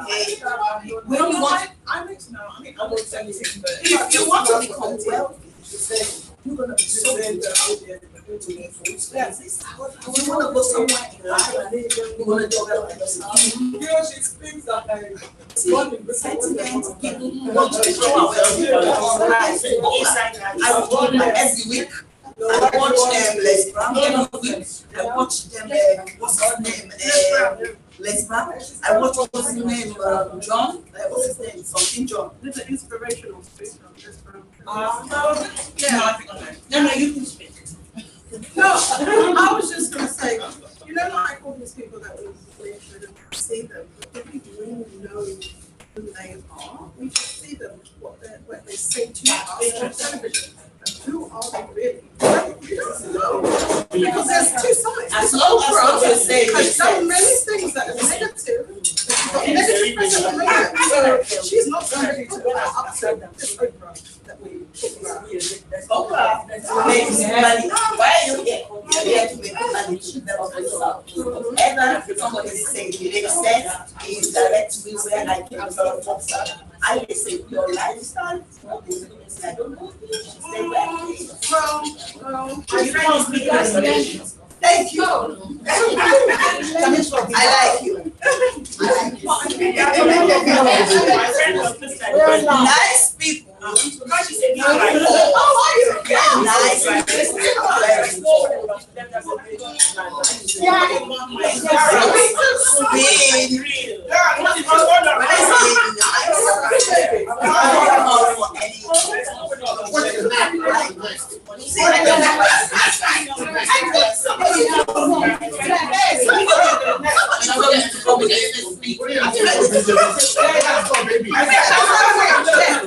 And you can't go by inside.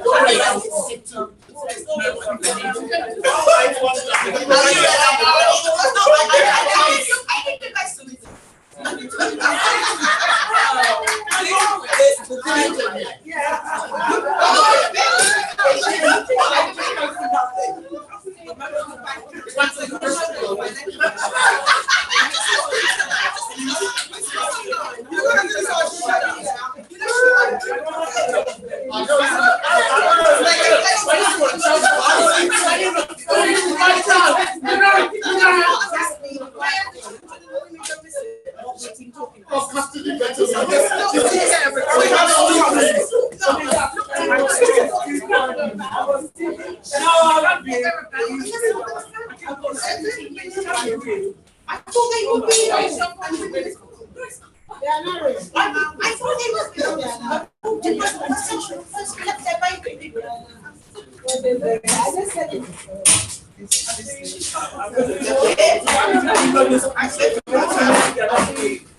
They look so real, man. I see they're just This is anyone. So if she has to like what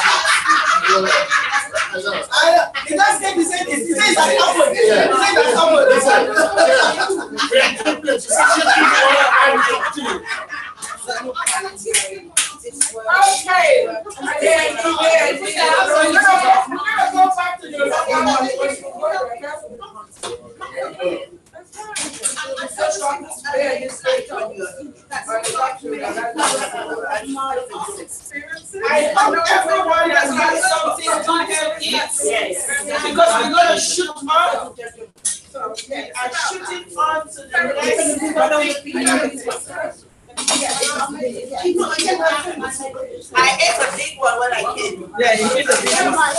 Thank you. Now I'm so full that I'm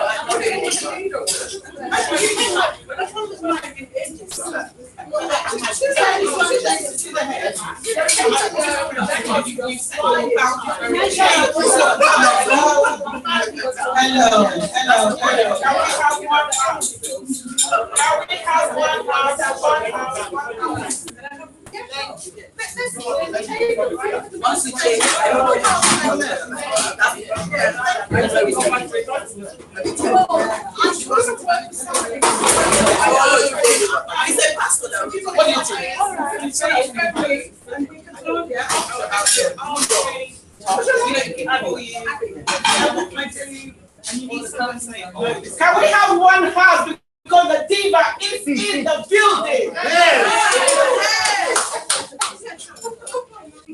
Can we have one house as the diva is in the building? I am loving this atmosphere. Someone said something that they say, okay, it's Nadine.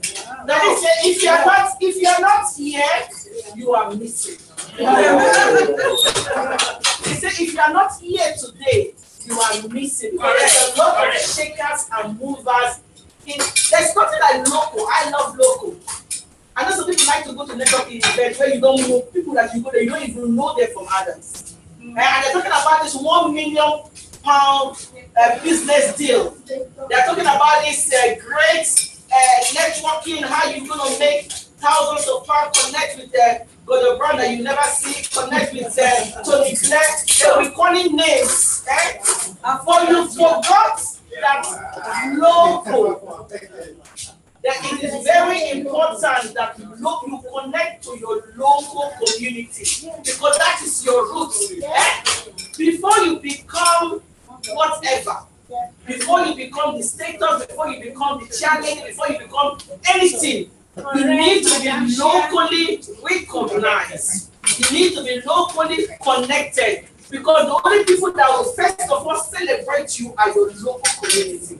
And we have a lot of heroes, hidden talent, hidden divas that have done it, that have crossed to the other side of the road and have come back waiting to actually take your hand to go to the other side of the road. So learn to connect with people. Don't think maybe because they are not driving one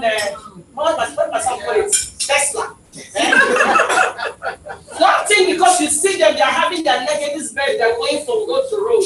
You think maybe they are not the people to connect with. I am telling you, I used to say to people, if you want to get business advice, forget about those ones when they start business, they get them like how many millions there, how many millions loan.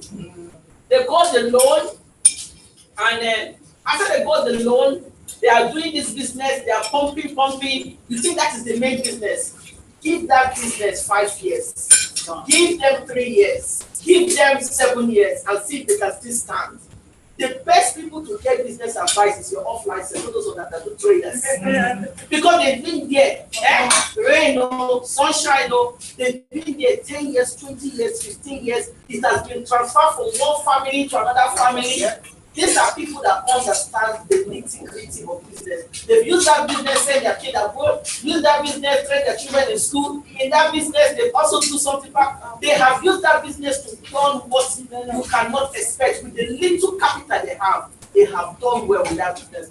Do not waste your time looking at those that have built their business around people pumping money into them, around status quo, but they will not tell you, those one will not tell you what is the tortoise legs, and what is the rat's mouth. They won't tell you. So connect locally. So I will use this opportunity to actually introduce, when I'm calling it, you guys say, wee.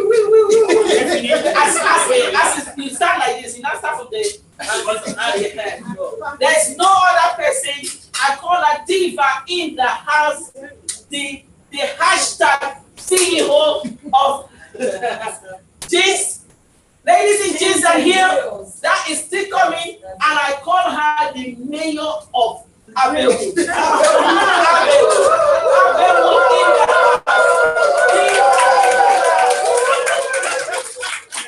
You want to go to Abomey, you must this one stamp. Yes. If you don't stamp, you come there, you will fail.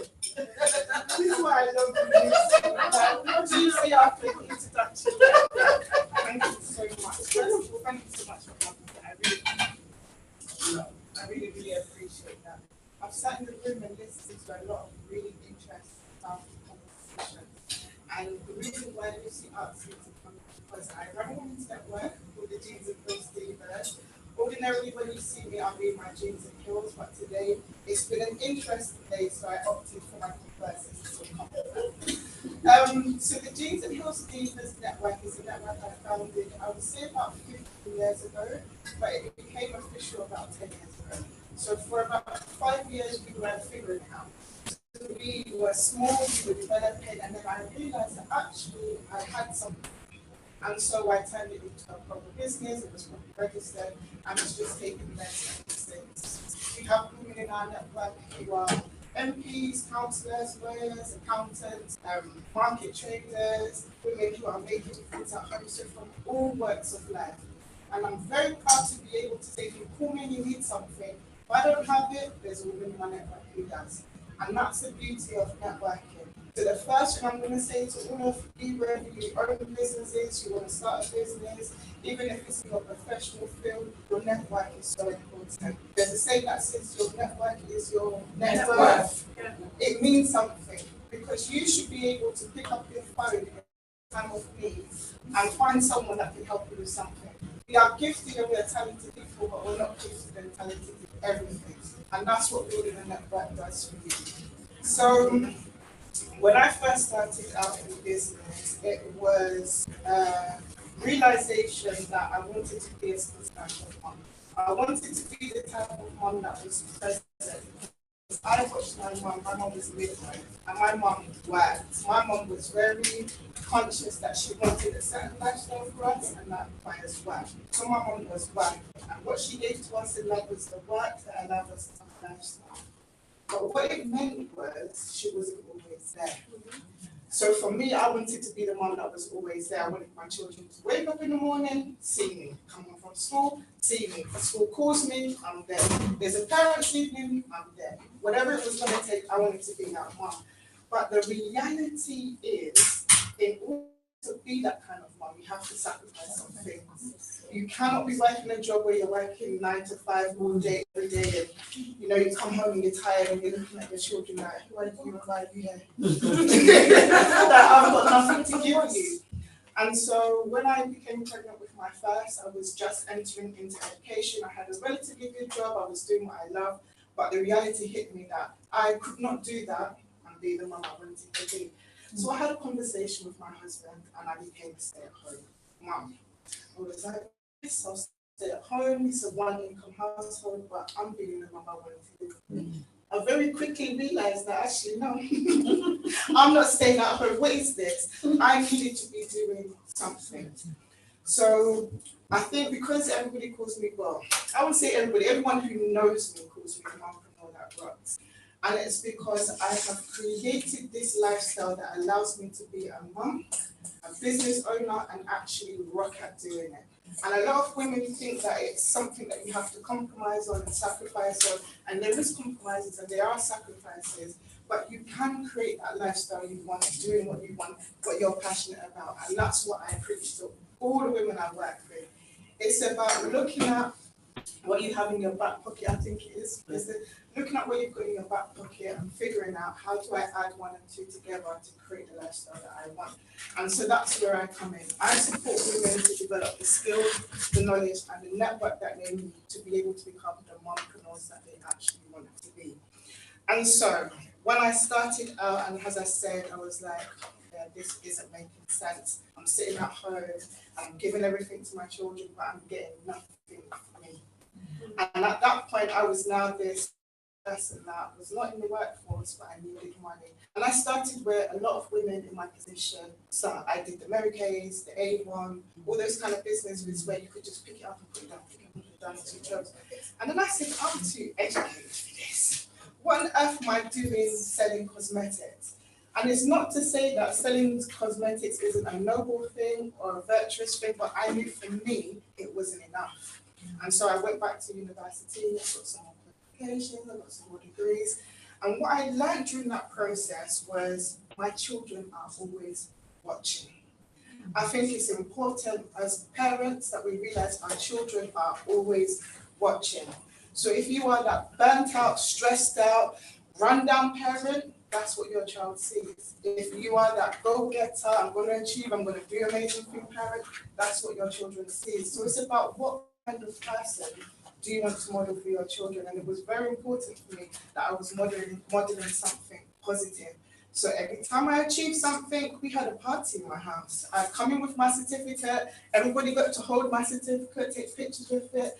And that's how we started until I started getting awards. And the same thing.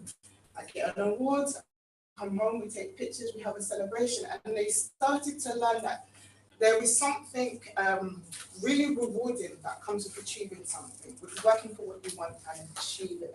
And so it's about when you are present, you get to develop your children to be the type of people you want them to be, but you also get to see the type of people that they are. A lot of the times we have parents that are raising children and they don't know who their children are because they're not present.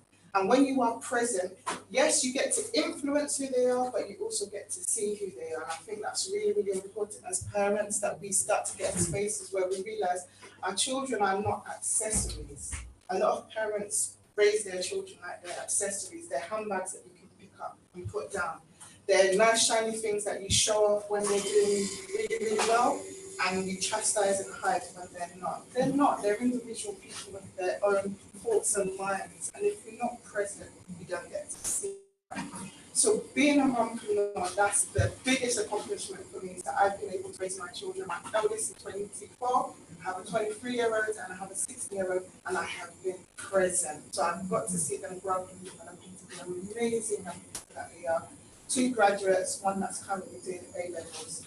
And so I'm very, very proud of that. More than I'm proud of all my awards, my degrees, my accolades. That is what I'm most proud of.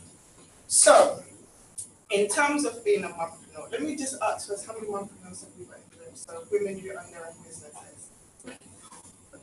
Got a few. And how many just moms alone do we have? You mom? No, maybe? Yeah. She's mom.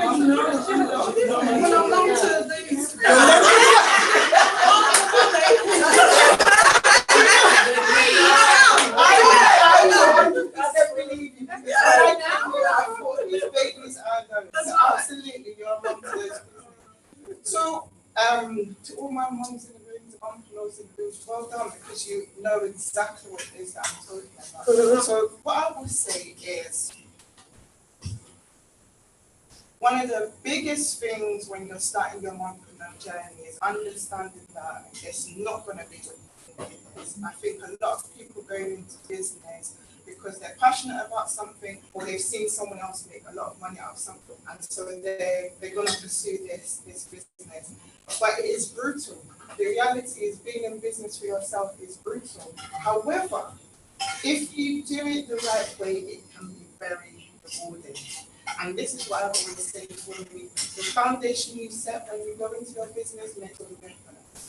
How you go in and the reasons you go into business makes all the difference. So if you're going in with this idea that I'm just going to start making millions and I'm going to be a millionaire and everything is going to be so easy, congratulations to you if that is the case, but the reality is it's not always that way. And so the advice that I would give you, for those of you who are new into the business and even those who are seasoned, is to start developing your network. Look at the people that you have around you and start questioning what value are they adding to your lives? Why are these people part of my network? If I pick up my phone and call them today, what is the benefit of me being able to call you? What are you going to add to it? And then also look as an individual, as a person that's walking this earth, what value am I actually adding to you? And so if you're not part of a network, Lucy has an amazing network, Black Female Entrepreneur Network. If you're not part of that network, find another network. If you can't find a network, build one yourself. My message today is the importance of networks. Thank you. Networks are so important. I cannot say it enough. I think in terms of lessons, one of the biggest lessons I learned earlier on is I'm someone who's very meticulous. I look at the small details. And they say the devil is in the detail. Mm-hmm. So I'm also very organized and I'm very controlled with a lot of things. I learned very early on, if I wanted my business successful, I actually needed to bring in the right people to do the right thing. Yes. I can't do it all myself. How did I learn that? My first year of accounting. I was like, it's maths. You take out your receipts, you add all your receipts together, you add, minus, deduct, and you send it in. Some of the tax man didn't show me that is not how You see, when I got my first late filing fine, I was like, right, I need an accountant. So it's about recognizing where your strengths are and playing to those strengths and understanding where your weaknesses are and employing the right people to do that. I cannot stress that enough. Do not also think that you can do it all because you burn out. As women, especially Black women, the number one issue we have is burnout, our mental health, because we are conditioned to believe that we're supposed to be all and do all. So we're the wives, the mothers, the community leader, the cheerleader in church, the cheerleader at work, the cheerleader everywhere. And whether someone is cheering for you or not, you still have to show up. The minute you decide to walk out your house and your makeup's not on and your hair's not done and you just drag something on, everybody wants to know what's wrong with you. Yeah. And so we're constantly in this state of performance. Go, go, go. Your mental health is important. If you sleep, you need, you wake up today and you decide I need sleep, go back to bed and sleep. If you decide you need a holiday, go on Google and book yourself a holiday. If you can't afford to go abroad, book yourself into a hotel. Take the weekend off. Your mental health and your well-being matters. Do not overlook it. Do not sacrifice it for nothing. It's not worth it. The other piece of advice I would give you is to start from very early on working on your branding. And when we say that, a lot of people think about the branding of your business, but actually it's your own personal branding. Because before people buy your products, they're going to buy into you. This is why when you walk down here, you would have seen all these shops. And you will see that maybe you have a chicken shop, then an off license, then a chicken shop, then an off license, then a chicken shop, then an off license. That's 3 chicken shops, 3 off license on one road. Why is that customer going to go to that one over the other one when you're all the same? Selling everything that's exactly the same. It's your branding and your marketing. As mompreneurs, you have to recognize that however you show up is how your customers are going to receive you. So more than working on your business brand, it's also important to start working on your personal brand. How am I showing up on social media? If someone goes to any of my social media platforms, what do I look like? What do I sound like? How am I presenting? We have to be really, really mindful of those things. I think another really good piece of advice I will give you is to be honest with your expectations. Be honest with your expectations of yourself and honest with your expectations of your customers. Not everybody's going to be a customer as much as you want them to be. They can't be. Either they don't understand your vision, they can't afford your prices, or they're just not in line with what it is that you're offering. So be realistic with that. Don't be the person that thinks I can't say no to a customer. I'm going to do everything. I'm going to do backflips, vocal, pole dancing to get this customer because I need the money. Actually, be very confident in saying, you're not my customer. I don't need your money. I can walk away. Even if you need it, recognize who your customers are, because taking on the wrong customer can make or break your business. I'm very deadly serious with that, because you can go to a consultation with a customer and this customer can be really difficult, but they buy your services and everything is really, really great, and then you turn on Google reviews and this person has rubbished your business from top to bottom. And you bent over backwards knowing this wasn't your customer and you fulfilled that job, let it go. Start to have a discerning mind. Know who's your customer, who's your client, and who isn't. There's nothing wrong in saying no to a customer. What else would I give you as advice? I think as well, having realistic expectations that don't limit you, because I think sometimes we start to tell ourselves narratives that aren't actually really real. There's nothing wrong with you thinking that you can become a millionaire, because if you put the things in place and work the time, you can. If you jump on TikTok any given day, they will tell you you need to earn X amount of money every hour, X amount of money every day, X amount of money every week to be able to become a millionaire in such amount of time. There's no reason why there's someone in this room that can't do this. You have a product. There's no reason why you couldn't be a millionaire in the next year, a couple of years, if you work a formula. So don't limit yourself by setting expectations, by saying, oh, I can't do this because my business is not this, my brand is not. It's not true. Don't put limiting beliefs on yourself. I think is one of the biggest things I would say. Lucy, you're gonna have to tell me when it's done because I'll just keep talking. You have 3 minutes. 3 minutes. Okay. So I think as well, one of the biggest things I've learned is that, and this lovely young lady was saying it whilst I was sitting there, is to recognize that not everybody's gonna come with you on the journey. The people that I started off with, that were my cheerleaders when we started, they will not cheer for me. They will not do it. As you grow and evolve, you will realize that your evolution upsets some people's spirit. And that's the reality of life. It's the reality, and you have to be prepared to let those people go. You have to recognize and understand that your growth in your path is completely different to theirs. And it's okay. There's nothing wrong with it. It's very, very, very okay. But the reality is that there will be instances where it's going to hurt. Business is brutal. It will hurt. I think also in thinking about business being brutal, be very mindful about who you partner with, who you collaborate with. Collaboration is a beautiful thing. It can take you to places where you never believed you could go, where your brands, you never believed your brand could go. It can elevate you in some really, really great ways, but you have to do it with discernment, because the same way it can elevate you, it can ruin your business, it can ruin your reputation, and it can ruin your brand. So it's really, really important to have that discerning spirit when it comes to who you partner with and who you collaborate with. Looking back at the children's side of it, because one of my other roles is in governance, so I work in schools and I support children who are in exclusion panels. So if your child is being excluded from school, chances are you will see me sitting on the other table evaluating the paperwork on that. And the one thing that I will say is very evident when we go through that process is the signs were there from the beginning. So maybe when the child was in primary school, the parent wasn't present. The parent wasn't observing what was happening. They weren't looking at the trends. They weren't looking at the language that the teachers were using. They weren't looking at what was being put in their children's report. These things were happening, but they weren't present. So at the time when their child is getting excluded, they're going crazy thinking, why on earth is my child being excluded? What they've done is not this bad. But hadn't been you were present from the beginning, you were putting that input in from the beginning.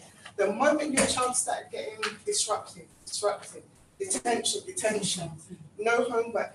The thing that surprises a lot of parents when their child is on a behaviour panel is that the behaviour that they're being sanctioned for is no homework. Imagine a picture being built up of your child till they get to the point of exclusion for persistent disruptive behaviour, and most of that behaviour is no homework. How do you reconcile with your child no longer being able to access mainstream education because they've done something, but it's built on the back of no homework, no homework, no homework? What kind of thing is that? Why are your children coming home when you know quite well that your child has homework to do and they're going into school no homework? What that then creates is this negative cycle. No homework, detention. They've done the detention, it's on their record, the teacher is looking at them, you're a child that never does your homework. So they now treat them like a child that never does their homework. So the child never does their homework, detention. You start to build up the tension, they start escalating, SLT. So for something that just requires a parent to be present and say, do you know what, we're going to do some homework. Maybe I can't help you, maybe I can, but we're dedicating this time so you submit something. This has now built up a picture of a child of persistent disruptive behaviour. The importance of being present, I cannot stress it enough. I cannot stress it enough. I sit in panels where I see parents who their children have no business being in front of these panels. No business whatsoever. And it all comes down to nobody's eyes were on these children. So not only is it a situation where they're now mixing with the wrong crowd, and that wrong crowd is influencing them to do silly things, where were you? Where were you? So I think it's beautiful to be mompreneurs. It's beautiful to start your own business. And that is the beauty that it gives you. It gives you the ability to be flexible with your time and show up where you need to show up. So I'm going to leave you with that. I'm just going to say be present for your babies. Can I ask a question? Yeah, go ahead. Too much. A really nice presentation. Thank you. And congratulations on all the things that you achieved. Thank you so much. So I just was curious, is that pattern that you've described about like no homework and then exclusion, is it quite high? And why do you think that parents are missing things that are really would be right in front of you? What? Okay. So I run a school club in Abomey, the Object Kids Club, where we do advocacy and coaching for parents as well. And it's specific to our community. And so I can only speak specifically with our community. Yeah. And what I have observed is that a lot of the times it comes down to social circumstances. So we have families that cannot afford tutors, they cannot afford extracurricular activities, they cannot afford not to do work, and so they are missing. But I always say to that mom, actually what you need to do is look at what am I working for? Because if the reason why you're working is to pay for a bigger house when you don't need this bigger house, and this bigger car when you don't need this bigger car, and these free holidays a year when you don't need that, and then you're saying, I need to be working because of the bills. Well, actually, do you? If you were to sacrifice for a small period of time and just be present, we're talking about 18 years. And it's not even 18 years, really, if you think about it. So it's a small window of time. But what happens is and it happens when parents are present too. Don't get me wrong, it does happen when parents are present too. But there's a saying that we have, or a mindset that we have, that sometimes the parent can be there, but they're not present. So you will have two parents, affluent households, they have everything that is afforded to them, and their children are still on behavior plan. So it's about when you start noticing that my child keeps getting detention, All right, no, let me take it all the way back. It starts from when your child comes home from school. How was your day today? What did you do today? What was so great about your day that you know you're so excited to tell me? What wasn't so great? Communication. Then when you start to see that my child is getting detentions, pick up the phone and call your school. There are so many parents that never ever engage with school until parents evening. And when it's parents evening, I'm working, so can you just send the child's report? So they don't ever get that engagement. And I promise you, teachers in school, they know the children that their parents are not going to turn up for them. So they know the ones to mess with. And if they know you're not going to show up and fight for your child, why are they there? And that's the reality. They don't. So you need to be very, even if it's just a case, you know, a lot of schools, they have a book and you have to sign it. I noticed my child had a detention. Why did my child have a detention? Why is this in my child's report? Why is let that thing be the point of communication. If you know you're at home in the evenings and school is closed and you can't call, use the contact book. That's what it's there for. It's about being present and letting them know that you're present. Well done to you, Jim. Thank you. I just want to know your advice for moms. How could they go on into business if they have a non-supporting partner? And how do they work around it without causing any disunity? I think you have to be realistic. You know the man that you married, and as a women, we know how to speak to our men. Whether the man is supportive or not supportive, we know. And sometimes it's, especially in African and Caribbean households, it's something as simple as, if you're doing your business, you can't cook my food when I want my food, you can't do this when I need this. And it's always about, if you recognize that that is the barrier that's stopping you from doing what it is that you want to do, address that. He will tell you. Even if it's not vocally, he will show you the reason. If it's an ego issue, that's a whole different thing. Maybe you might need to get some family involvement and start saying to his brothers, you know, this is good, have a word with your brother. But if it's simple things like that, which often is the case, those are fixed. It's about trying to figure out what is the reason for the resistance. Yeah, because that could be key in making or breaking your business.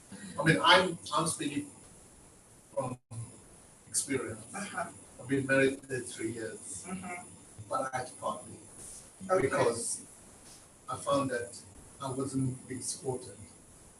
And then I realized that when I was doing business with her, the partner was successful. When she got involved, it went down.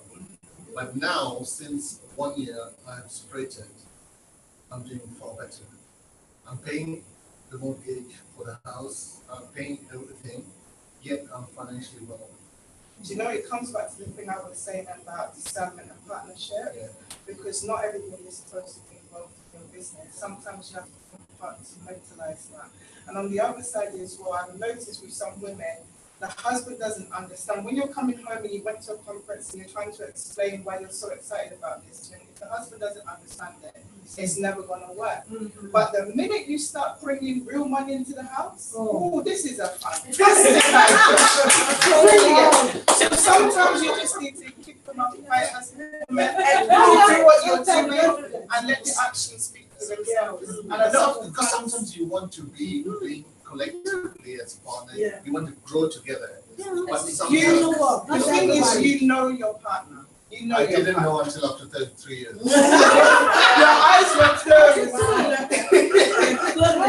Because with love, you were not paying attention. You were not paying attention.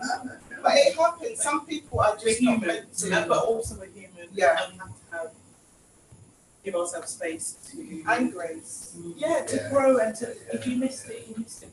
Like, you're here now.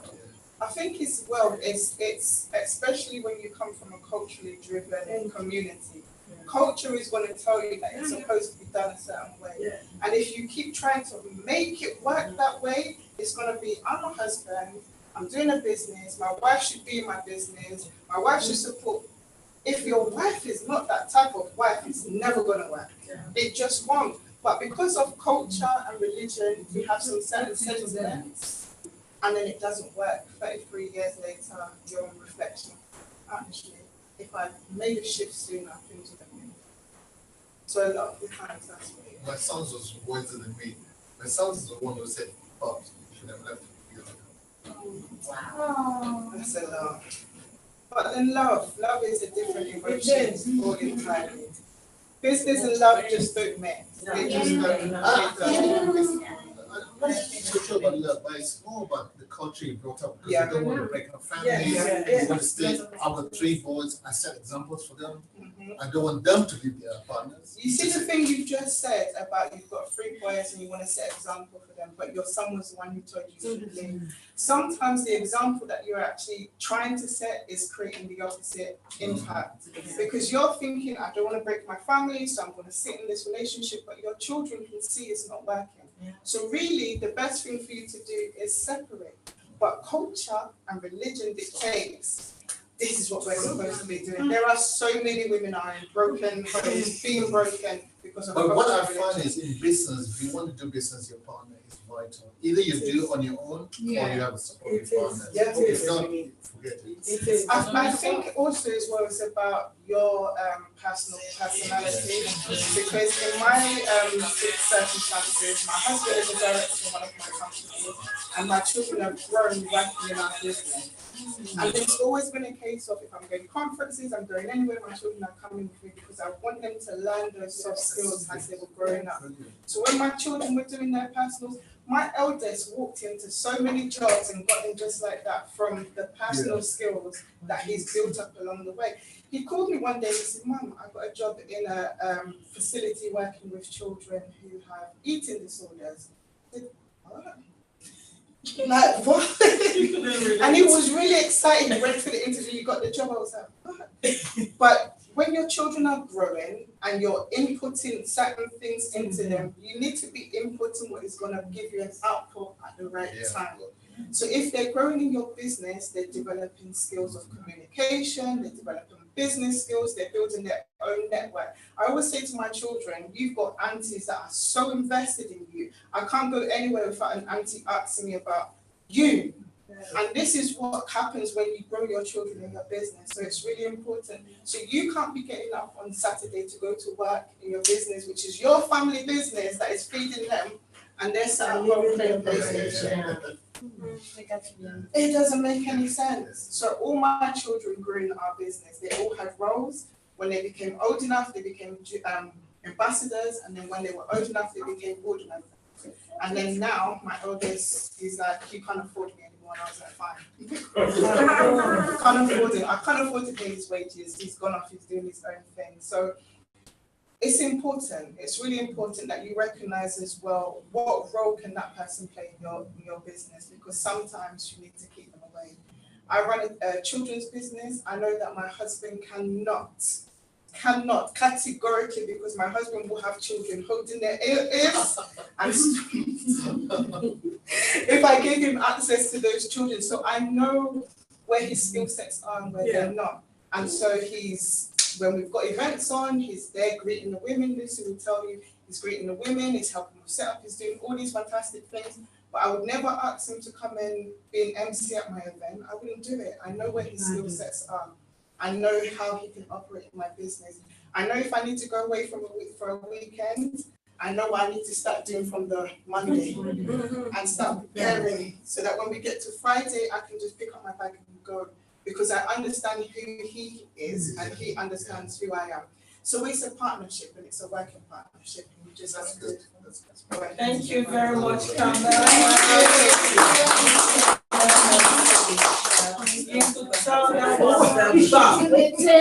That was a bomb.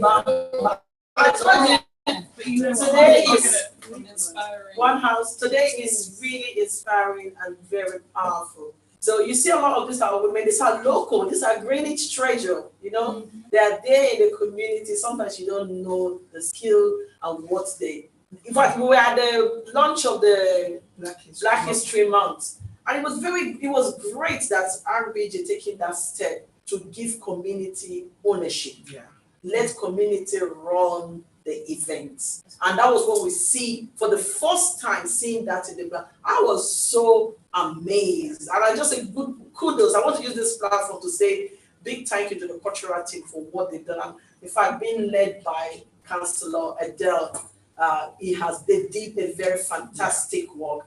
The community actually took ownership of running that event, and that event came out fantastic. Kamel was there doing a swim. We had other women that were doing it. So we had a Caribbean forum, give some history that touched their hearts. They were there doing it. We got a lot of local treasure.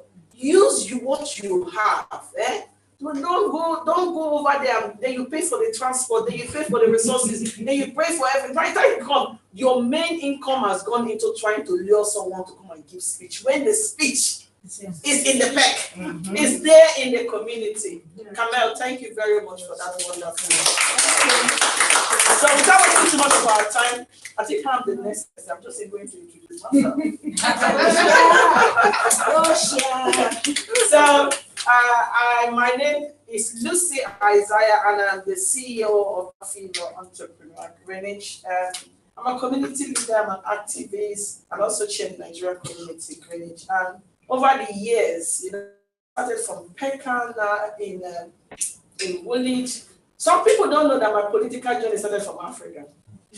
My political journey, I've been an activist right from my young age, joined politics at my young age. I was a student union, we were one of those that go in the college and rally and, turn the whole place, try to make sure. So my activism actually started back home.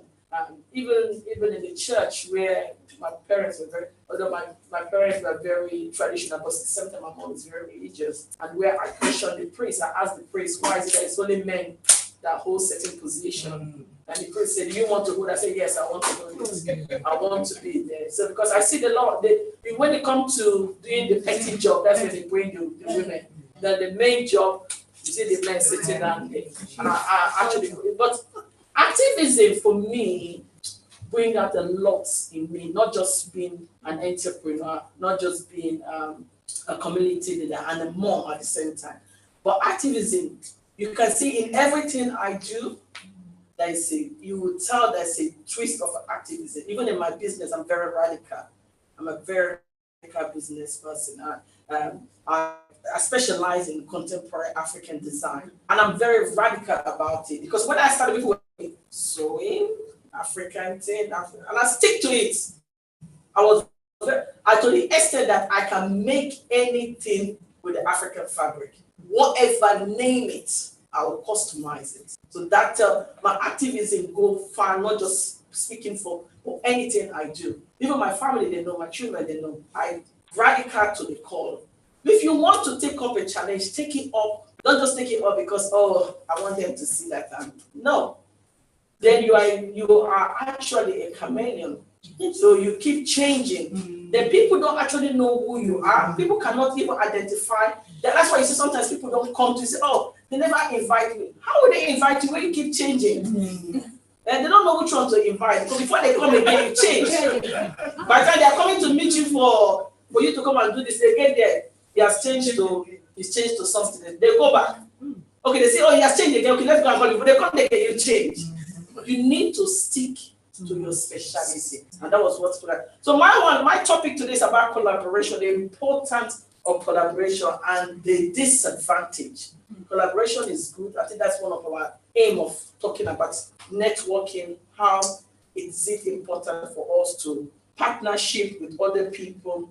Partnership involves 2 people, it can involve 3 people, where you have custodian, more people coming together. I think this is something that we don't do much in our community, and that's why we don't strive. I've seen a lot of the Caucasian, they do this in the community. You see, I've been to a business forum, I find out that all of them in that business, all the women, the white women in that business forum, they are linking up to do 1, 2 things. I say,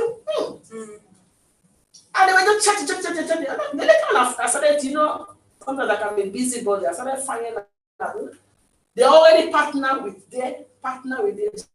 If you come today and you did not partner, something is wrong with you. That the main purpose of today, even taking somebody's contact detail, that's why everyone is coming here to speak. Partner with somebody. It doesn't mean when you partner, you need to do business. Sometimes you partner for advice. You know, you partner with people that you can go in and seek their own opinion. It doesn't mean that the opinion will determine what you do, but it will help you to shape what you want to do. Very important. I told my directors, I said, yes, I've done 5 years of the Black female entrepreneur was to actually build the organization. I want to help other organizations to strive. But anything that happened after that 5 years got nothing to do with building the organization. It got to me to start working with other people. I want to work more with. I want to see what other people are doing. I have done what I've done. Then for the next 5 years, there's nothing I want to change about Black female. There's nothing I want to. There's no market that I've not added to it. There's no sort. If you look at our platform, you see that we've done a lot of marathon race on it. We've actually pushed and pushed and pushed and pushed. There is nothing from A to Z. And I'm glad that Gerard was talking about following your business plan. That was key for us. Whenever I see that we are going out of the town, we have Mercy will tell you. We'll go back to meeting. This is what our business plan say. We're not coming out of that. We need to follow that business plan. We need to go back. If we are missing the track, we come back to it again. So we follow that our 5 business plan. And I was so glad that part of our 5-year business plan, as soon as we clock 5 years, we need to set up something in Africa. And we were able to do it before September 14, which was our 5th year. Then it is key, that business plan, even though it's 1 page, look for somebody to help you. There are a lot of people that have spoken, Gerard is talking about it. There are people in the RBG that can sit you down, give you some of the A to Z. There's Loretta in the library, you know. You can come to me, you can come to this or that. I call her professor. You know, Cambridge, that's professor. Cambridge, that's professor there. This is Cambridge. Professor is sitting down there. Kamel is the Cambridge. She will tell you where it's limited. What she said now, I pay attention to detail, the dot that you don't see. Kamel is the dots that you do not see, because she will tell you that you need to scotch here, scotch here. So there are a lot of Cambridge and professors in the house that will help you to, even though it's a page, so that you can follow it. Even do it 1 year, you can just go dot by dot and pick it up. Very important. So we've managed to do that. And this, we talked about going forward, there has to be collaboration. Partnership involves two or more entities together to form legal recognition. Sometimes you think maybe when I want to do partnership, because it's my friend, you just gonna sit down, drink it. Don't try that. Absolutely not. Do not, can I say it can break you or make you? Don't try that business of, we're just going to sit down. No. Anytime, if you want to make partnership with somebody, anytime you need to take notes. When you take notes, take a paper, look at my darling over there. I know what she's laughing. You get what she's laughing. Yeah, she's gonna say, Lucy, you're gonna write it down. We're gonna write it down. Let's draft it out. You need to write it down. No matter what it's, even though the conversation just said, Lucy, write it. And email it back to them and say, you know, when we meet to talk about drinking tea, what are we going to discuss the next time we're coming? Have your own agenda. Because there's a lot of partnership that are there to distract you. They collect from you and you don't get nothing from them. Have your own agenda. Ask them what is their own agenda. Go to the similarity between their agenda. Do they want to start with your own agenda? If you don't trust them, then what is your own agenda? Put it on the table. What's your own agenda? Okay, which one similar? Let's pick one of this, pick one of the people. So both of you can share. That's if you don't trust them. But if you trust them, you say, okay, which agenda should we start with? Should we start with yours? Then next week when we meet, we start. Do not rush partnership. A lot of people will start partnership, we want to rush, want to do it, because we are targeting that funding, we want to go and make that funding. Quickly, let's put this thing together. My dear, once the money comes, there's no friend. My husband is here. When it comes to money, I want to do admin for her, I say, pay me. Even though we are husband and wife, when it comes to that business, you know, my face changed. I adjust my glasses like this. And I said to him, The money going to my account, you don't say, don't know anything. Think the things your husband and wife matter. Don't pay that money. Your work is there for you. You need to, and I send him invoice. And I've taught my children one thing, that my children send me invoice. Yeah. You know my children stop there and do small job. They will write you a credit note, like an email. My son used to do that. But he will write you, say, you're owing me. If it's more than this, you're going to pay interest. Yes. So I enjoy them doing that, because I know they're going to learn that wherever they are going, this is the routine. And if me or my husband did not pay them, the following day, the next time you call them, they don't answer you. They say, they say you think it's I know it's a family business, but this is not mother and father. You call me, this is my time, I'm supposed to study. That's when they start telling you that you are their parents. That parents' duty is different from telling them to go and do business. So these are something that you need to understand when you partner with you. You need to pay them, whether they're your sister, whether they're your brother, whoever that person is, whether it's your husband. You should not bring sentiment, family, relationship into that. It has to be professionally based. Write down everything, send them everything, WhatsApp them. Now they use WhatsApp in court cases. Whatever you do on WhatsApp can be used as an evidence. Before they don't even nice, the clean evidence. WhatsApp the person. I've seen other people that will have conversation before the person starts talking rubbish. A screenshot I send to them. The person will just keep quiet. And I don't delete mine. In fact, if it take, I transfer it to my email. Transfer it. It saves there. So you need to protect yourself when it comes to collaboration. You need to understand what is the best way for me to collaborate with people. There's a difference between partnership and collaboration. Partnership can be registered as an organization where it has a legal form. It's a partnership. Both of you come together, maybe like a custodian. You come together, you register the business. So people just use the word anyhow. Collaboration can be for a short period of time. You understand me? For a short period of time, maybe within 1 week, now do this collaboration, finish. You can do another collaboration with people for 3 months, another collaboration. See, that it depends on the project. But when it comes to partnership, that both of you have agreed, is that you form it into a legal structure, become a business that you guys are bidding for money, bidding for contract, bidding for taking responsibility. That is a different thing. You need to ask that person, do we want to make this partnership a legal partnership or an informal partnership? But even with the informal one, they need to have a structure. A structure in the sense whereby everybody there's a paperwork that tells you this is what you're going to do, this is how much you're going to contribute. If you're not contributing money, what areas of skills are you going to contribute into this partnership? Then when the money comes, are we sharing it 50 by 50? How many people is it coming to this partnership? All those kind of things in that partnership. But when it comes to collaboration, it's for a short window of time. Both of you want to come together to do certain things, and within that time you're doing that is work within just that project. Partnership can also affect your already existing structure. So you need to think about it. Because when you guys go to a legal case, Sister Agatha is here, she's a lawyer, she's a legal person. When you guys go to court case, you might say, oh, my business say this. You say, my own business say this. That has nothing to do with the court, the lawyer, the judge. What concerns the judge is the legal documents that follow that partnership.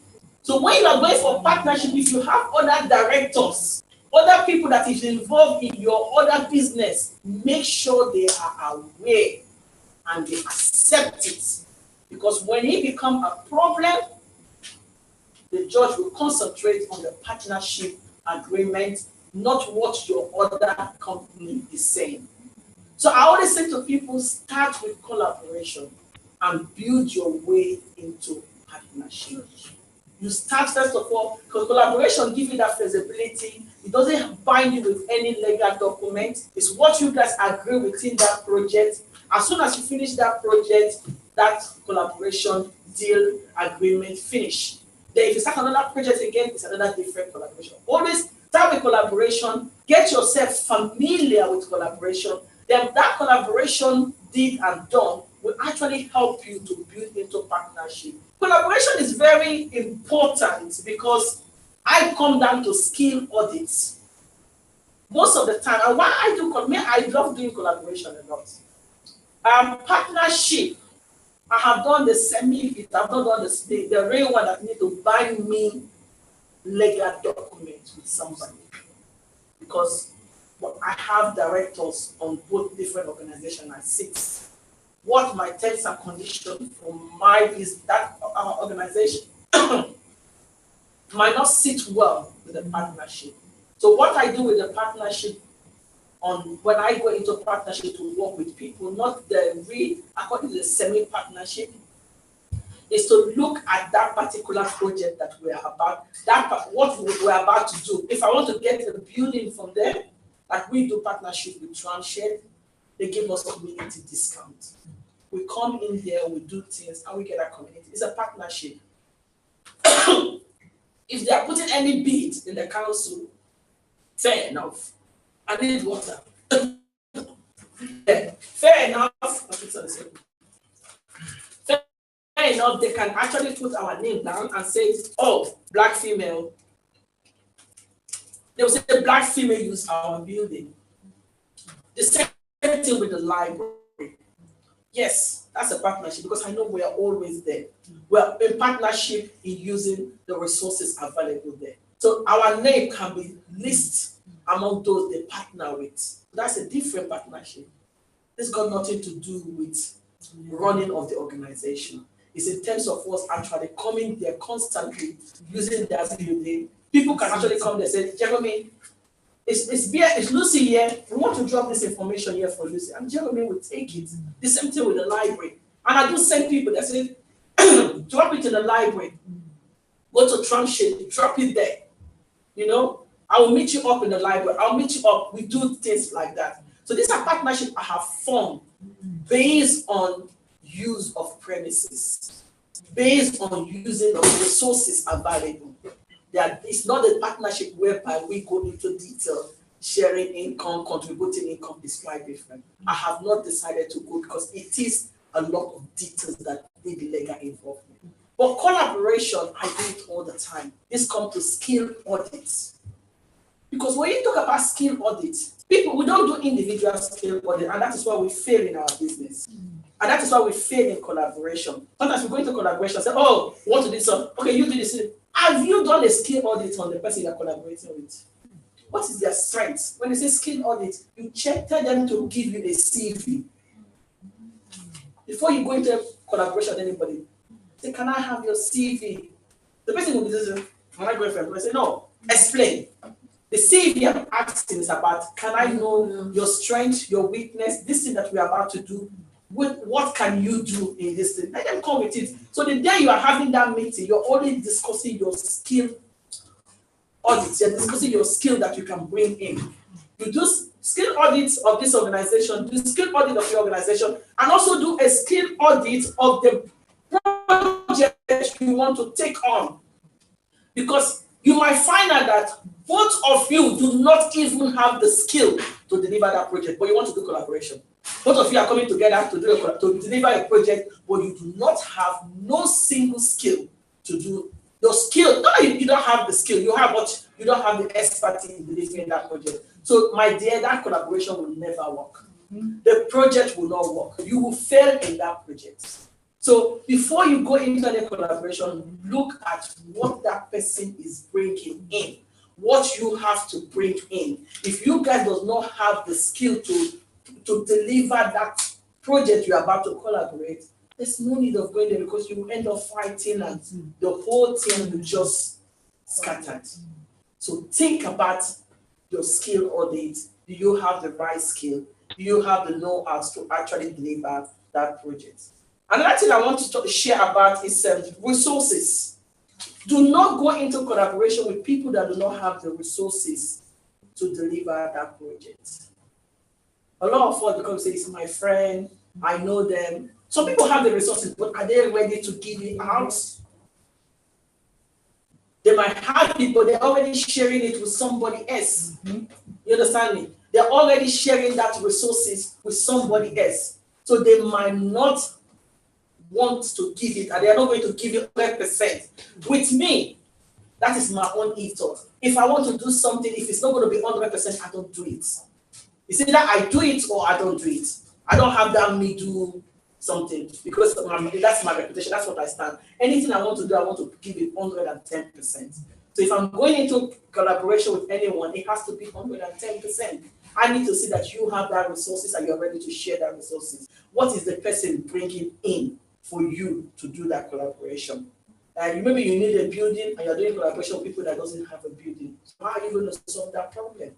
Because remember, collaboration, whatever is, you need financial support in that collaboration. So if your financial support, the collaboration you're going to do, if the building will take almost 60% of that income, why would you go and do collaboration with somebody that does not have a building? My friend, go look for somebody that has a building. Because you don't want all your money to go into, then you don't have nothing to share. So you need to look at what is eating the biggest part of that collaboration. So that is the person you need to look for. You need to go and lobby, or you choose another project. The next one is the risk in sharing of financial burden, because you're going to lose.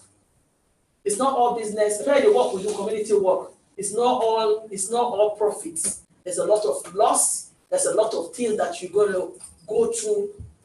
How many risks are your collaborators ready to take or ready to share?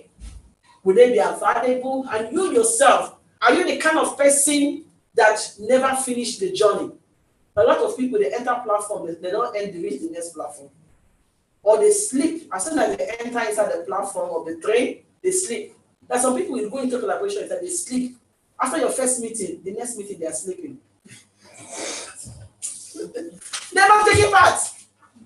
They become a sleeping partner. You are calling them, they are not picking up their call. And you've already started the business. You are calling them, they are not coming. Or you go and call the people that their time is not their business. They are late comer. They are not punctual with their time. There are a lot of people, you are doing things with them, they are always coming late, they are not time conscious. Time management is 0/10. You bring those kind of people, you are doomed. You need to make sure that whoever you are bringing is not a sleeping partner, it's not someone that does not have the time management, it's someone that is not a risk taker. Risk taker is very important. Then you see me, I can jump anywhere. I'm telling you, when you come to there, I can jump. So you need, when you're thinking of somebody to do something with, you have to look for the same people that are ready to jump. Not the one that say, let's jump. He's going. By the time you know, Caterpillar has come to take two of you. You guys are gone. You need to make sure whoever you are inviting is ready to take the risk. That person is punctual, is not going to sleep throughout the business. Not physical sleeping. Not the one that goes, you don't close their eye. They will just come there and they will be dormant. They will not contribute. They get confused. They get confused. They cannot give you nothing. And then you start saying, oh, you now become demoralized. We see a lot of people going to collaboration, they don't complete it. You need to be careful, think twice about who you are bringing. Know your collaborator. Know what they are good at. The next one is complementary skill. Don't go and bring somebody with both of you at the same thing. Let's be fighting. Personality clash. If someone like me wants to do business, I went to look for another person like another clone Lucy. We can't succeed. I have to look for somebody that my personality with that personality will not have a clash. The person will not feel intimidated by me. I will not feel intimidated by the person. We can collaborate. We can use our skill well. So even though I am fired, like man, I can do things together. Of course, we are firework. But when we come to sit down to do something, there was yesterday something, I'm not going to say the thing yesterday, but I'm not going to say it, but there was something we did. I was already planning in my mind, say, I'm not doing this. Not knowing that I can tell that. I said, should I call Carmen? I said, I know that lady, she's not going to do it. But when as soon as we went to that event, she said, and I said, Carmen didn't say that. I said, as you are like this, I said, you are the diva. You know, you need to go with somebody that both of you can be volcano at the same time be productive. You know, you can be volcano and be productive. And that was what we did. We didn't say much, but our actions speak volumes. They speak volume, and they tell, I know they feel it. And this is just the beginning of what they're going to feel, because they're going to feel more as time goes on. Because they are prepared. 100%. So you need to pick somebody that your character will complement each other. So that when you guys come out, when me and Kame enter Twitter, they know it's on fire. Because we don't joke. We scatter that Twitter. People like, what's the guy in there that owns it?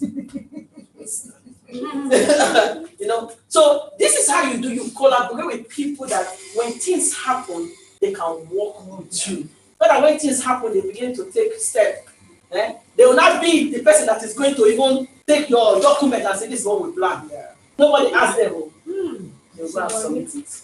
So you need to be very, very, very careful. Get people that your skill will complement each other. Flexibility, collaboration needs people that can. You need to be flexible, because sometimes when you collaborate, things does not work out. Learn to come back to the drawing table. There's no table on the table is not going. If you don't have table, we still have plenty table. Look, always come back to the drawing table. Be flexible. On the fan there, just press the button. Yeah, the down one. Okay, yes. Yes. Yeah. So always, yeah. So always be flexible. Remember to be flexible with collaboration. Yeah. Remember that collaboration needs flexibility. It's not a rigid, it's not a military business that when we still like this, we're not going back. You need to go back.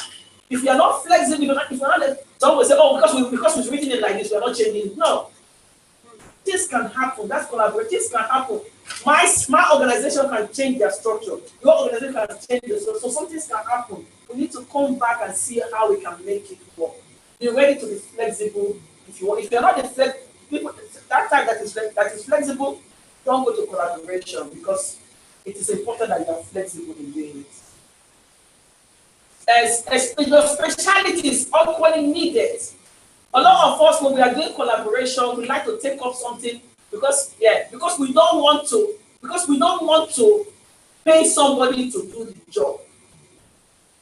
We say because we are collaborating, the two of us can do everything. No. You need to remember some of those collaborating work needs specialist attention. We're talking about accountants. I have never tried doing account myself. I can't even try it. If my accountant decided to tell me he's not doing it, I'm going to beg him with a lot of chicken. Right? That's like doing it the African way. Take goat and yam and everything, go in the office and begging. I said, please, because I know I'm dead. I know where my strength is. And this is where when I run events, I commission a lot of things out. Doesn't mean because you are collaborating, it's only the two of you that will know. You need to learn to commission things out to other people so that they bring their expertise to that thing. Because at the end of the day, when you deliver it, you feel happy. I like to come to event and sit down. You know, not all the time I come to event, I'm going up and down. So it doesn't mean because you are the one leading on that project, you're collaborating, you shouldn't take the chair lady seat. Take the chair lady seat, be important, and let those that need to do the nitty-gritty do the nitty-gritty. Very important. And also, collaboration is also creating a form of networking. Because when you collaborate with other people, Kamel will bring her team, I will bring my team. Then you get to know other people get to know you, and other people go to see what you are doing, and they get to give you more things. It creates that networking strength.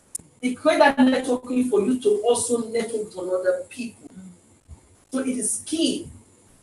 And I will bring it down to entrepreneur. Some entrepreneurs say, I'm a small business, I don't need to collaborate. Say so. Sharing of resources is collaborating. So that's where I'm going to wrap you up. Because I'm still going to talk to you when anyone meets back in January. I was talking. Sharing of resources as an entrepreneur is collaboration. Sometimes there are people that you are, when we do our pop-up markets, I've seen some people that are very good in social media. Some are not good. And I've seen other women tell me, let me help you. I will set this for you. Branding. Sometimes you don't know how to brand. I've seen a lot of people come to my pop-up market and I see the way they just put the whole thing like tomatoes and pepper, everything on the table. Part of my duty there, or if you are the neighbor, part of your, and I've seen you in the pop-up market, you are helping other people to adjust their business. That is partner, that is collaboration. Because if the person close to you, table is messy, and if a customer is passing by, they don't like messy. I'm telling you, it will also affect you. It's like a disease. The person will just go like this, and they pass your table. The table is not messy. But the spirit of collaboration will help you to say, actually, let's put this in like this. You know, with time, you adjust your neighbor market so that it doesn't bring their bad luck to your table. Right? So that's why collaboration is good. When you go and use other people's premises to do something, or you go to other people's events, do not just sit down. Some people, there's some people that go to the event, they see everywhere is turning upside down, it's messy, they go and take a seat. It's also affecting you.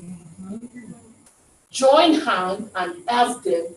When Gerard did something, when Gerard came, they said, listen, what can I do? Join hand and help them to set up the place. Because what you are doing, you are showing whoever is owning that business that you are a team player. And somebody is watching you and seeing the way you are going up and down, up and down. So this person is good. You don't know when your doors are going to open. Your collaborative effort of constantly wanting to help other people to grow their business, helping other people to do their thing, will actually create and open your own door for you. So my message here today, as I round up, collaboration is not only when you decided to meet people together and say, let's collaborate. Collaboration is actually the spirit, you know, the community spirit in you trying to always want to help others to succeed. When you go to other places, you want to make sure that team in that, even though you're not the one hosting it, you want to make sure that this person succeeds. It's also collaboration, but in a different format. You know, the community collaboration. You go to the library, you see that they are doing something, you help them, you join in. Even you come into this meeting, sitting down here, it's collaboration. You say, Lucy is doing something, I want to be part of it. My sister comes and said, I'm buying a ticket for my sister. We're coming here to get together and see. That is the spirit of collaboration.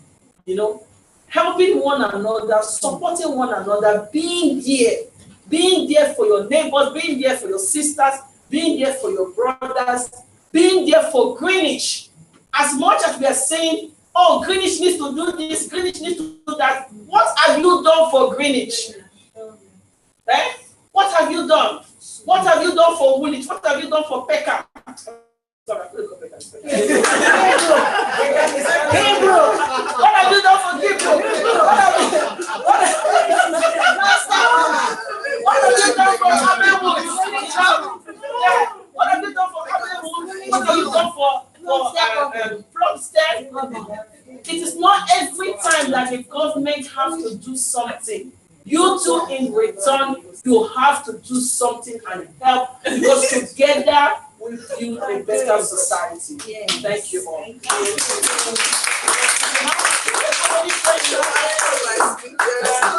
If you have any questions, you can ask me. If not, I will just call the next speaker so that we don't waste too much of our time. If you have any questions, you ask me. I give you 2 seconds to ask me. If not, I will just invite the next speaker. Did you make that? Yeah. Thank you. Tell us about a collaboration that you really enjoy. Yes. You enjoy work, demonstrate. Yes. Okay. One of my best Well, and I will tell you the worst one too. One of my best collaboration that I really enjoy and I would love, and I will always be there to work with them, is my collaboration with Shades. You know, when I know Jeremy, we never started as we were part of the village carnival. We had a row, you understand me? And because everyone has their own vision on how they do their own things. So as within that village carnival or something, everybody, we are coming with different community leaders, we're coming with, and you know me, I'm very passionate, and I said, no, community. You know, we said, well, you have to do it this way. So we had a big, you know, tussle of power. Me too, I'm a woman like a man. Yeah. And Jeremy said, I am the, you know, I'm the man here. You understand? But at the end of the day, when I start running my own stuff, we start seeing the side of me that I was talking about. Then he now beginning to understand that this is what Lucy stands for. And I can understand what he stands for. And I'm now beginning to see why he is saying what he's saying based on what the work that he's doing. So we came to understand, we came to see our strengths, and we use our strength well. And I came to see Shade as not just a community or just a theater. I see it is in the center of village. And I know why it is. That is, as a center of village, is a very important place of hosting events. And I said, I need to network more with this man. I need to sit down with him. I need to have a meeting. So sometimes I just pop in there and have a conversation with him. And I get, even when the place was, no, you don't want to network with people when they are there. Remember when Transit was all messy up, they moved to that place. Yeah. I did not say because the building is like this. I still go there, you know. I get to understand, to see the side when they were down, when they were up. And they also get to see the side when we have nothing and when we have. Now, our partnership is more like a family. Yes. You know, when I come to the people ask me now, do you need a bed or a bathroom? Yeah. So my partnership with the Shade, with Jeremy, just even him as a person and the staff, you know, is such an amazing, you know, I sing praises of the staff in there. They're very welcoming. They understand my banter. They understand my craziness if I want to be crazy sometimes. That's why I say you need to know people that actually understand you. At the beginning, it might be very rough. But don't say because it's rough, you cut it off. Just have to keep going and get them to understand where you stand for. That is my lovely partnership I've done with them. There are some people that I've done terrible partnership with. And I still, I'm not called their name, but they know themselves. You know? They know themselves. Those ones, they are only there to steal your ideas. Be careful of. There are plenty of them in Great Check. There are plenty of them. Yeah, they come, they steal what you have. They say they are doing partnerships. As soon as you do something, the next day they are going to use those data to go and get the same work, and they are delivering that. That is not a collaboration. That is a complete destruction of what you are and what you stand for. So yes, there's a lot of them, intellectual tips. Yeah, there are a lot of them in our program. But we are watching them. We are telling them their time is up. We will name and shame them. But for me, Shades, Beach Library, they are beautiful people.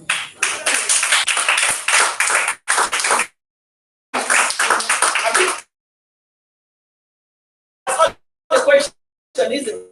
Yes. Yeah. So without wasting too much of my time, I'm going to invite Benin. Can we have time so that I will be timing everybody? Yes. No, thank you very much. Just when I'm standing up. Oh, yes. Thank you. We need to be timing. Yes. So, Thank you. Yeah. Can you let me know how many minutes would you like? She's doing 15 minutes. She's doing 15 minutes. 15 minutes? Yeah. She's doing 15. Let me take my glasses. Hello. Okay, that's fine. I came here to deliver. Give me charge. I'm gonna time you there. No, I'm not gonna watch your time. If you're enjoying what I'm gonna say, just give me thumbs up. And then I will look at that and smile for 1 more minute, okay? Because it's educational, and for me, Lucy, thank you very much for giving me this opportunity. My name is Denise Langley. I'm a feminine woman, and this is my brand, my afro. And a lot of people like my afro, and when I walk past, they say, I like your style. I said, okay, thank you very much. And then that's what attracts people to me. And sometimes people will ask me, oh, what do you do? And then I'll tell them I'm a specialist in autism. They go like, oh, damn, tell me more. So I learned that you have to work on yourself more than you work in your job. The reason why you attract people physically first before they get to engage with you. And the moment you open your mouth, again, you have to learn communication skills, be very effective. And the moment you speak, you're telling people who you are. So through my life journey, I share some of my experience with lovely ladies. I know they know some of my story, half of it already, so it's for the other people at the back. So I have my son who he had speech delay. He's not autistic. He had speech delay when he was around 2, 3, but I used to take him to a lady who did not speak English. So whatever happened, I don't know. My son started going to school, and the school said, that son doesn't speak. No, before that, I was at home. I worked in the hospital. I was working at night, a nurse. So I come home in the morning, pick my son up. He wasn't going to school by then. Asleep, one morning I woke up and said, oh, I feel guilty. Let me play with this child. You know, mom. And I started playing with this child. Blank, not talking. And I went like, I look at the whole house. I said, I think something happened. I said, you're not talking. So I started crying. And then I called the agency. I said, there is fire on the mountain. I said, I'm not coming to work anymore. They said, call the fire brigade. Fire brigade. I said, my son cannot speak. So I need to take him to the hospital. You know, South Africa, we have to come at this. So I took my son to the doctors, and the doctor said he had speech delay. So they referred me to speech and language. It was in Greek, it was in English. You know, when you come to the roundabout John Wilson Street, there's a road up there on your right. They used to have speech and language. So it was very intensive. 2 weeks when they came back. And I have to start thinking, what do I do with this job, this child? So I gave up my job. I went to volunteer in my son's school. I asked him, can I work in my son's class? He said, no, out of the way, you can't do that. So I'll tiptoe to go and watch what the teacher is teaching. I will take notes. I will ask questions. That's how determined I was, because I want the best for my son. My parents gave me the best. So when I go to church, I will pray. We Christian, black people, we like praying. We know God. Pray and come back, take my son to school, pray. And weekend, I will take him out to activities. I will collect his friends. I will spend so much money on them, do things. One day they call me and say, oh, your son couldn't stop talking today. I'm like, wow. The reason why, because you get more in life, you get more. Put less, you get less. So we all know this document when our child has special needs or anything in school, yeah?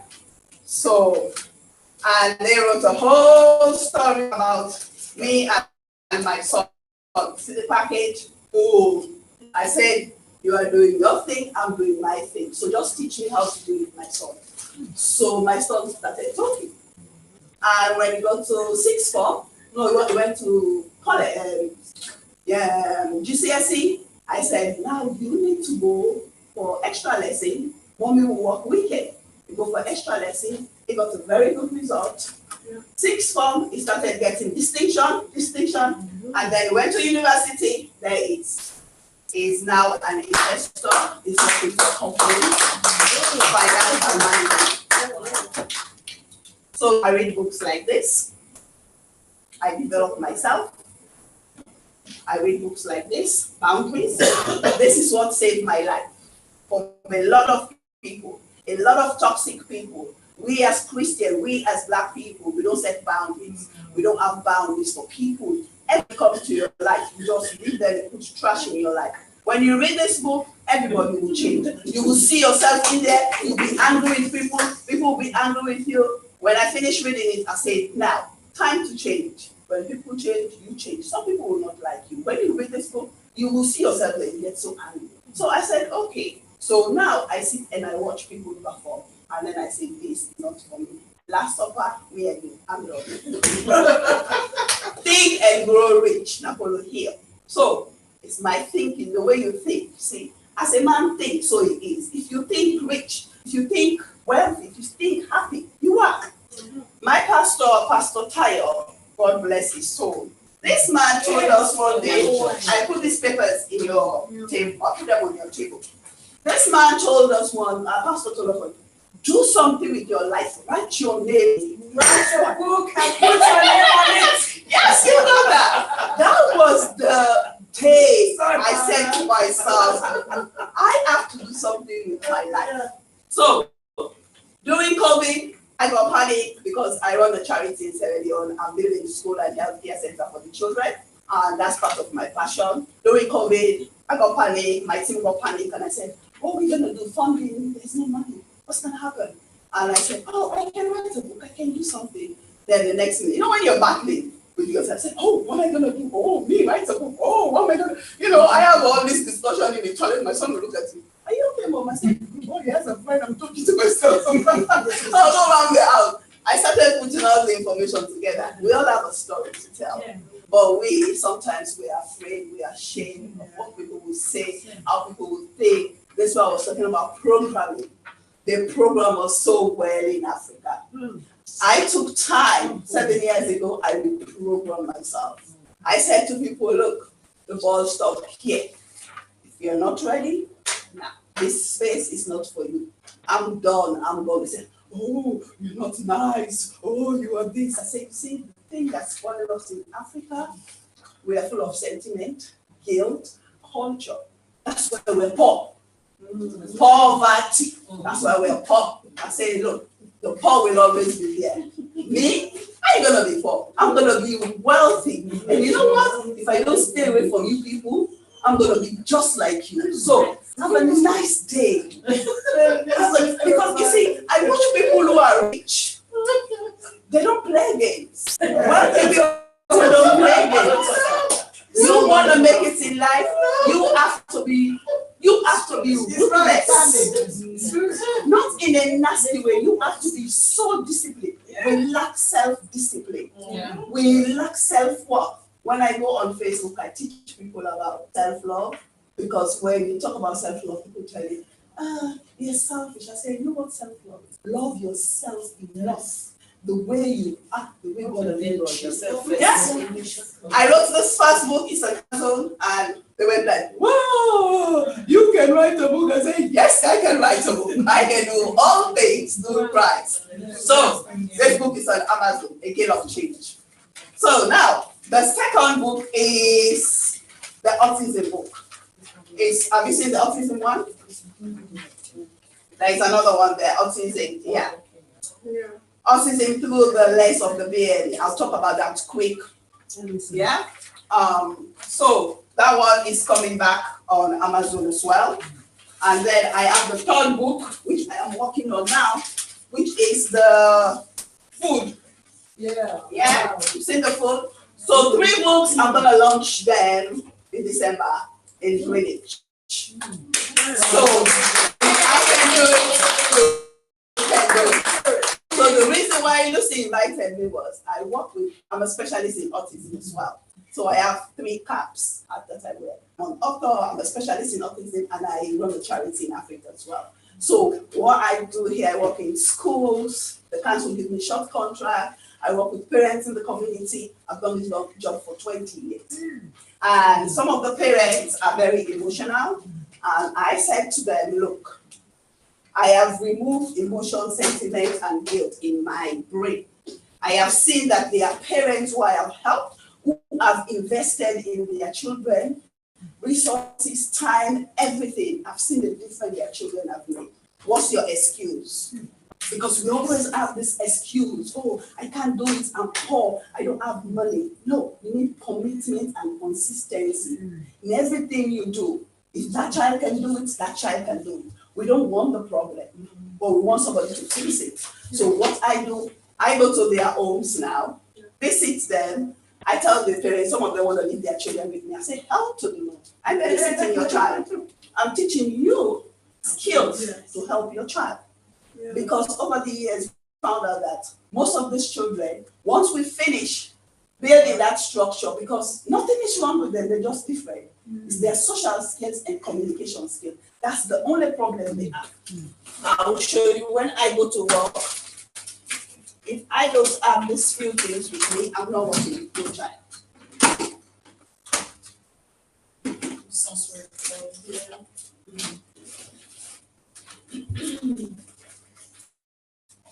You need to have a timer. You need to have your lanyard. And you need to have your these are where your symbols are.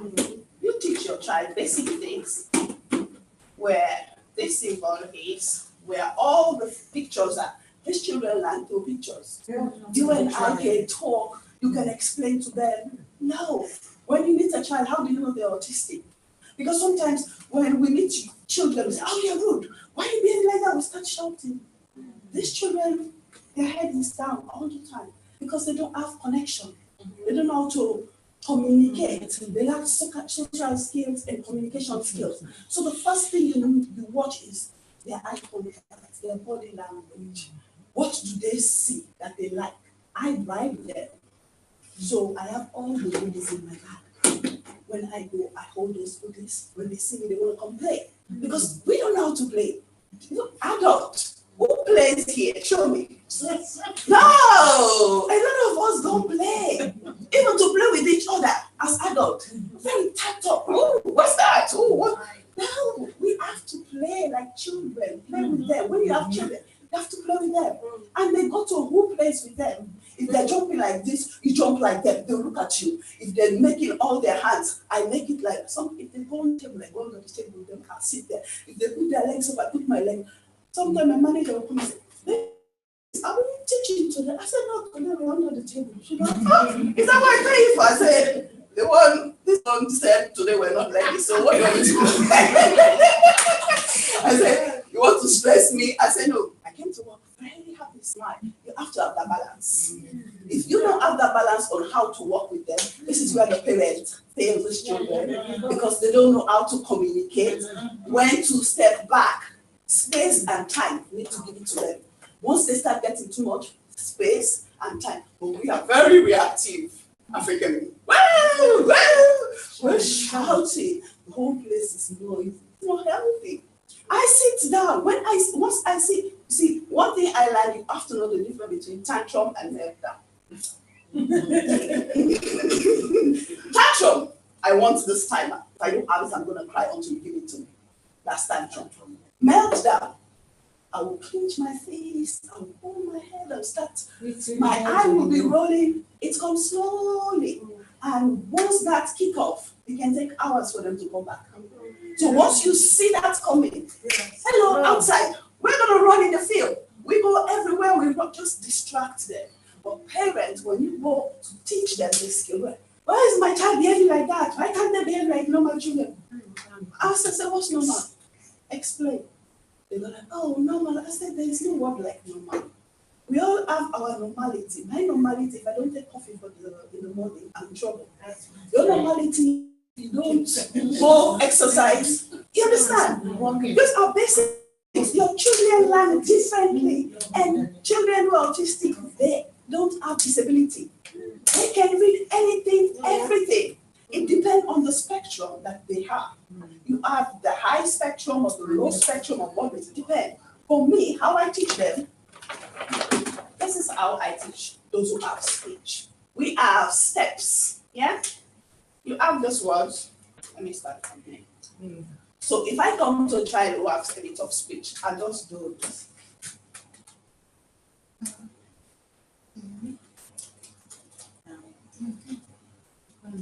You have to mistake some just look at it. You can. No problem. Some you say. And you don't need to use too many words because you will overload these children. We talk over their head, already overload. And that's why they will keep it the wall, they keep it, scatter everything, everybody is so. It's not good.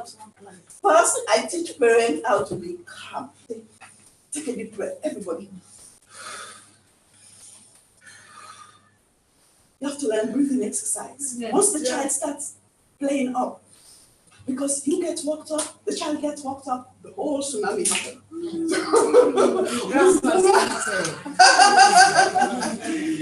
And one thing, if you're teaching a child, let's say example, I'm teaching this child how to write, yeah, how to understand numbers, yeah, they learn differently. These are Nimicons, it's the best. I will use Nimicon to teach this child, and if I want to do math, if I want to add, this is how I'll teach the child. If I want to do counting, this is how I'll teach the child. So they're all different ways to teach the child. So these are one of the parts that I made for parents. Yeah, and I did them. And we have another section if they're doing English. Let me show you a little bit how we spell.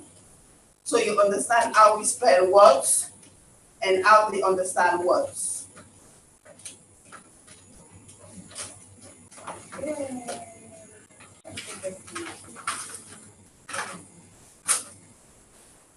So these are shapes. Yeah. These are letters. If you want to spell, you want to teach them how to spell. And if the child wants to understand addition, subtraction, there are different things you can teach them. There is one I'm looking at where I can't find it now, where we have a spelling board. We have a spelling board where you teach them 2 letters, 3 letters. So as they develop, they move up. You can't just form them and expect them to know everything the moment you come in, because they don't wire like that. They don't function the way other children function. So the parents, some of them are not there yet. Yeah. Some of them are in denial. Some of them are still struggling. Well, how long are you going to be stuck in that situation? When do you want to come out of it? Because as an adult, we are responsible and accountable for these children. If we don't do it now, when are we going to do it? And this child only have 3 chances in school. Once he misses those chances, that's it. When the child gets older, if something happens to you, what are you going to do with this child? What's the child going to do? How is he going to function? And this is why they take them to support at home. They abuse them there. And you are sitting there playing emotion with the system, with the staff.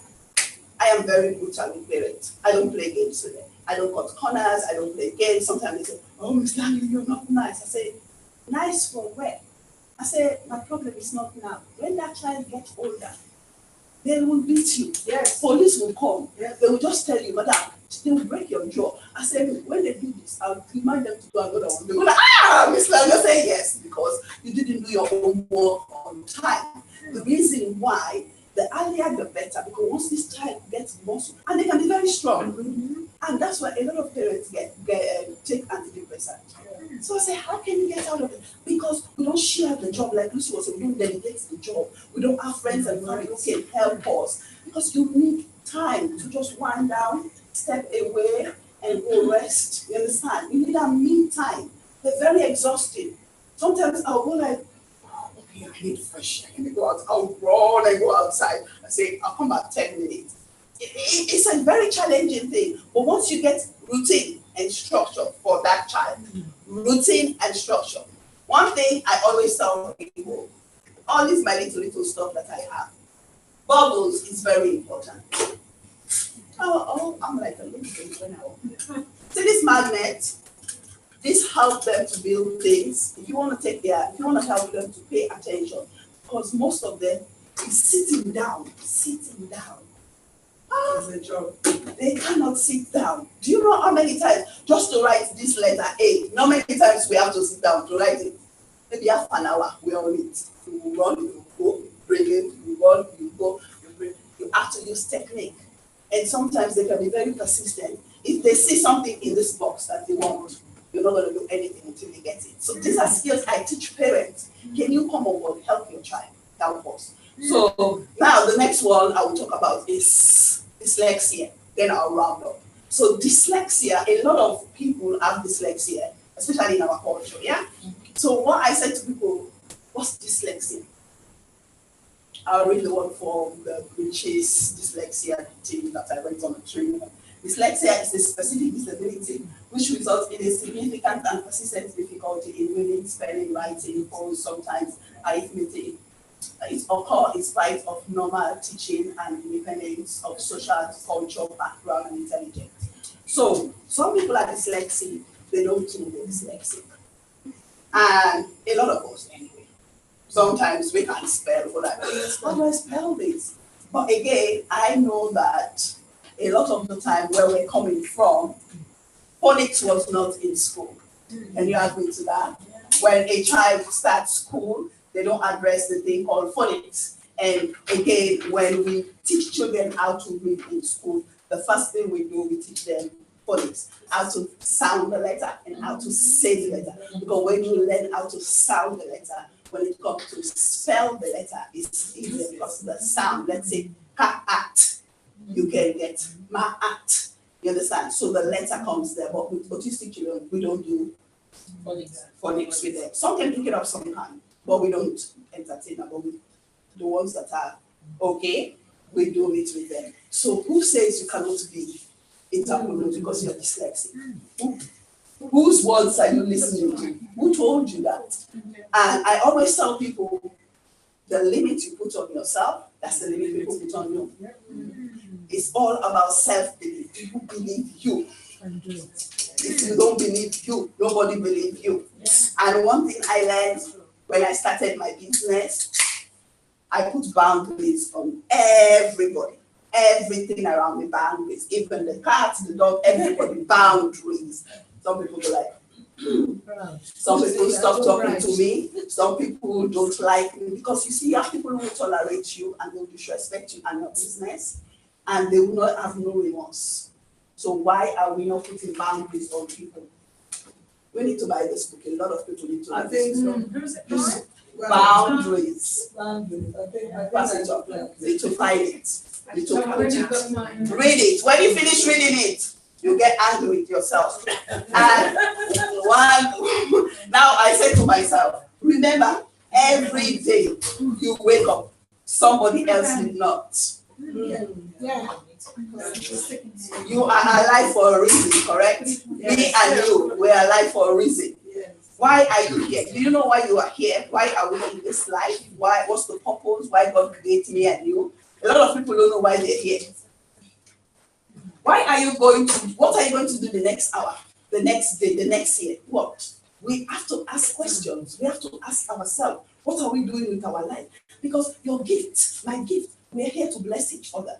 Most people are so greedy, they will die and go to their grave. That's why I said it's a disgrace for some people to die with their gift and go. You leave humanity.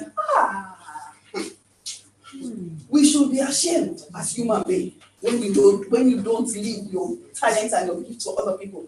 Look at Michael Jackson. Why does everybody like Michael Jackson? He's talented. He gave everything to everybody. He entertained us, even though when he passed away, all of us still cry. So now I will ask you a question. Today, I want you to heal of whatever has happened to you in your life, whatever mistake you've made, be healed. Forgive the people who have mistreated you, the hurt, the misunderstanding, everything people have done to you. What boundaries did you set? What did you allow for people to do to you during those days, during those times? In your relationship, in your businesses, study why you fail and do not repeat it again. Anytime you do something, ask yourself, when I fail, what did I learn out of this experience? What am I going to do better? It helps us, and we need to stay focused. We pay attention to everybody. Anybody that comes around me, any friends you pick on the street, anywhere, pay attention to them, what they're not saying. Because sometimes we're not paying attention. There are things. We can get the signal. There's a red flag we can get. Can I do business with you? Are we connected? But we just leave ourselves. I stand by the gate of everything I do. I'm a guard. Stand there. Because you spend your money, your time. Time you're not getting back. That is all I can say. You will not get time. Anytime you give to somebody, it's at your own pace. You will not get it. Thank you very much. One question because we have two more speakers. One question. One question. Yes. Please. Okay. Go. Yeah, we've got a client, and this client is autistic, severe autistic, and at some point of his life, he beat mom and tore mom's clothes into pieces. And till today, mom is not confident to be in the room with her son. How do you heal that kind of person? First, mom needs to go for therapy. Yeah. And second, if a mom doesn't understand the child, we've missed the whole point. That is why, you see, if I am speaking to, if I want something, I'm autistic. Okay, now, I give you an example. I can't speak. I don't know what I want. I can't regulate anything. Mom should be able to study me. Mom should be able to know when I'm happy, when I'm not happy, what I want at certain time. You understand? You should be able to study those things from your son. Because if I can't speak, the only way I can communicate is through aggression or cry or throwing things. You understand? So if you don't understand what I want, then you're going to get stressed. I'm going to get stressed. So who's going to help who? So that's why the adults need to understand the child first. So it comes back to mom to go seek help. Get to understand the child, build a relationship slowly with that child. Thank you very much. I know she said that was the last question. That was the last. I just want to say something. One house. I just want to say that I am so blessed to see that one of our kind is teaching our people. I'm a learning mentor with children born with disability to an adult. So they are from 16 to 23. At 25, they are either caregivers or whatever. But from 25, they can continue to be in college or other places. I get the students that didn't get this help. Yes. So I get the student who cannot say good morning, good afternoon, they can't say. You say it 20 times, they cannot. Why? Because mom,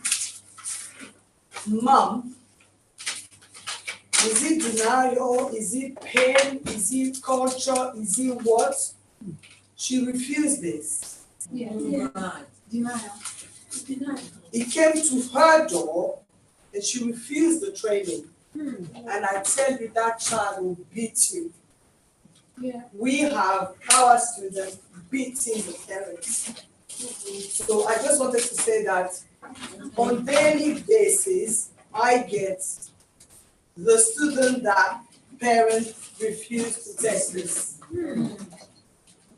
So this is true.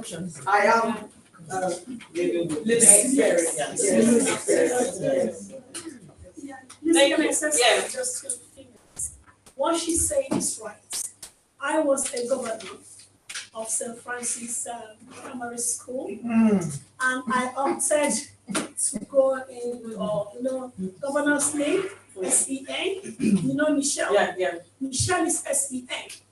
Michelle will be 30 next month. But when I was told Michelle is SEN, I embraced it. Then I asked them, what can I do? They helped me, excuse me, to the extent when Michelle went to Notre Dame, in Notre Dame, most of the Catholic schools, people don't realize that they do tests to know your ability. And they put you in grades. So it came to my notice. Michelle was not helping the teacher to teach the children. I have to go to the school and I tell them I work public. So I have to look at what I teach. But when I became a governor of St. Francis, I found out, I was a governor for 4 years, I found out the problem with our Black people, and I say it with due respect to all the mothers, not the fathers, they are in denial. And if you're in denial, if you go to see your doctor and you're having headache, and you don't tell the doctor you're having headache, how can it be healed? So that is the problem. I'm so happy. I never knew this in Salah. Assuming when I was still a governor and I knew about it, I asked to come up. So it's because my people are in denial. Yeah. They'll say, oh, God forbid, it's not my portion. Yeah. Whose portion is it? Yeah. Thank you. We need to move on because the networking, we still have one, there's more networking coming. We're going to bring out this topic, we're going to discuss it. And myself, you see, all the speakers that I've brought here today. Don't email me, just call. I'm changing the email address. Okay. All the speakers that I have brought in here today, we're gonna be working together in terms of part of the women and the FPG Women Voice, where we'll be launching our radio show very soon, where we will be bringing them in to talk about the special, because this is local treasure. Because I want people to see what we have in our community and use these resources. Like I say, it's collaboration going on, bringing out these people that on the unknown heroes in our community, start bringing them and let people know what they can offer. Without wasting too much of time, thank you, Benin. You're going to see more of her because I'll be doing the live show with herself and then Kamel on the Friday school. What's it called? School exclusion. That's another big one. Quickly say, just based on what Alifa was saying earlier, I'm encouraging everyone in this room to become a school governor. I've been a governor for as long as I've had my children, and then I went into governance, so I now go in and check what the governors are doing in schools. And I'm telling you, if you want to know what's going on with your children in the school, and not just your children, because I always say, if another child is on the street and things are not going well for them, it will affect your own child. So I'm encouraging everyone, if you can, go into your local school. If you don't have a child in the school, and see if you can become a foundation or cooperative governor and join the school's governing bodies. You can do it at primary level, secondary level, and at colleges. Do you get paid? No. You get a lot of respect. You're changing. Okay, we're gonna move on. I will need to call my next speaker because she has 15 minutes too before Messi come in. I know time is that it's a beautiful event. Yes. I know time is not on our side, but we're gonna move on. I'm gonna call no other person. The Wakanda in the building. The Wakanda, because all these things center around where we come from. And that is why you see, I check and balance my speaker so that they can match each other. So that was why I said, let us speak. This is the culture, this is where we come from, these are our women, our community. Where did this whole thing started?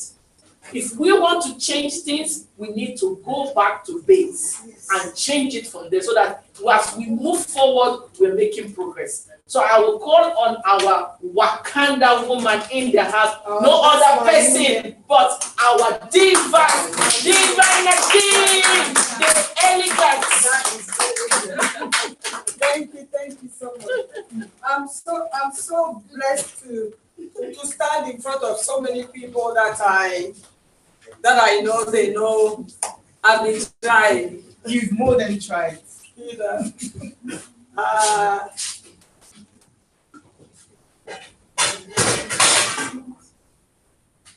Come on, Nadine.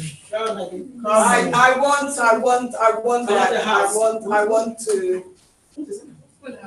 want to see you.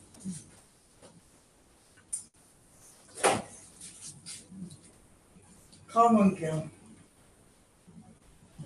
This afternoon, I want to share with you a joy.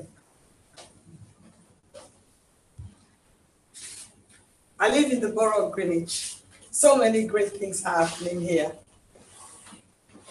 Every little thing we do, we go to church, we go to school meetings, we go to charity events, we do charity events together. Every time, every activity is a skill in your CV. And me sitting down there the conversations, the guidance, all these things are lines on your CV. My name is Niger again. I studied community development, but I never practiced it as such. Only because, for me, I was looking for the title. You see, someone told me in this very Greenwich, you don't need to go to university again. Community work does not ask you for, a degree. Community work does not ask you to be a PhD. Community work just wants you to step out, be a leader, speak the thing, do the things. But no, I wanted to go to university, it was important for me. So I went to university. And if I forgot, the modules and everything that I studied, I remembered community. Community. What is that word? Recently, I worked in the classroom and the teacher was teaching community. And I said, community is a place and a people. And my other colleagues were laughing. What is this restaurant if people are not going to come and buy it? This restaurant is located somewhere, but it's built for people. The business here is for people to come and eat and drink. So I learned. I was there. I heard about some disability names. For so many times, so many moments, I was sure I'm not intelligent. But no, we are all intelligent. But we are intelligent in one thing, and we must understand it. My intelligence is people. I'm great with people. I'm great with people. COVID comes, and then I joined the network marketing.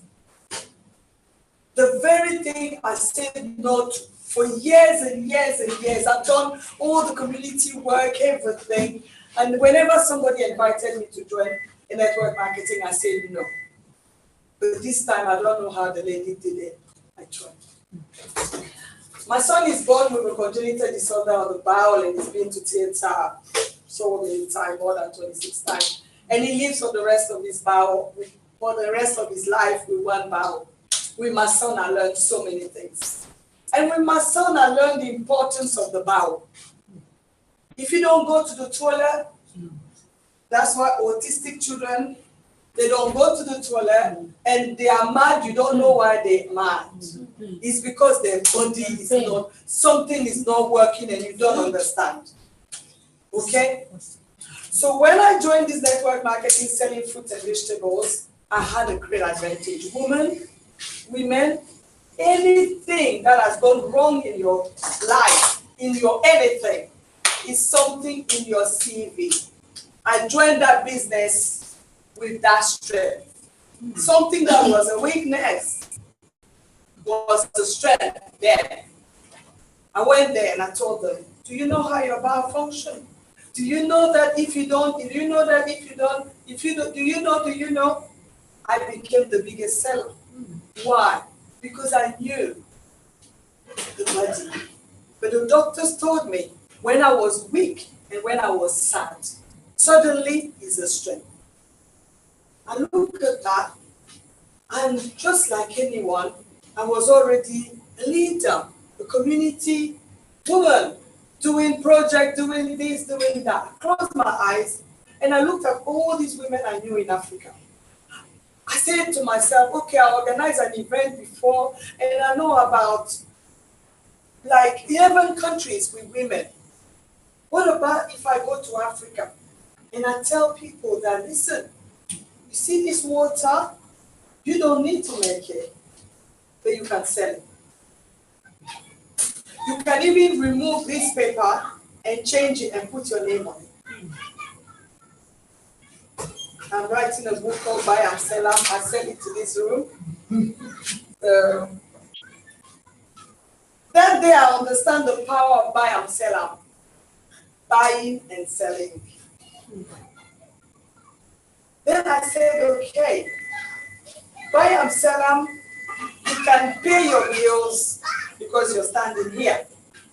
But if this product is distributed in 17, even 10, even 5 extra countries, you're not just paying your bills, you are rich. She mentioned Napoleon Hill, and he says that for you to become rich, you need to make other people rich. Yeah.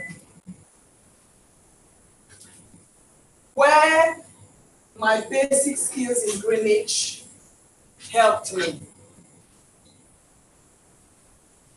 Facebook. We are friends in Facebook. We have never seen them, but they lived in 7 countries.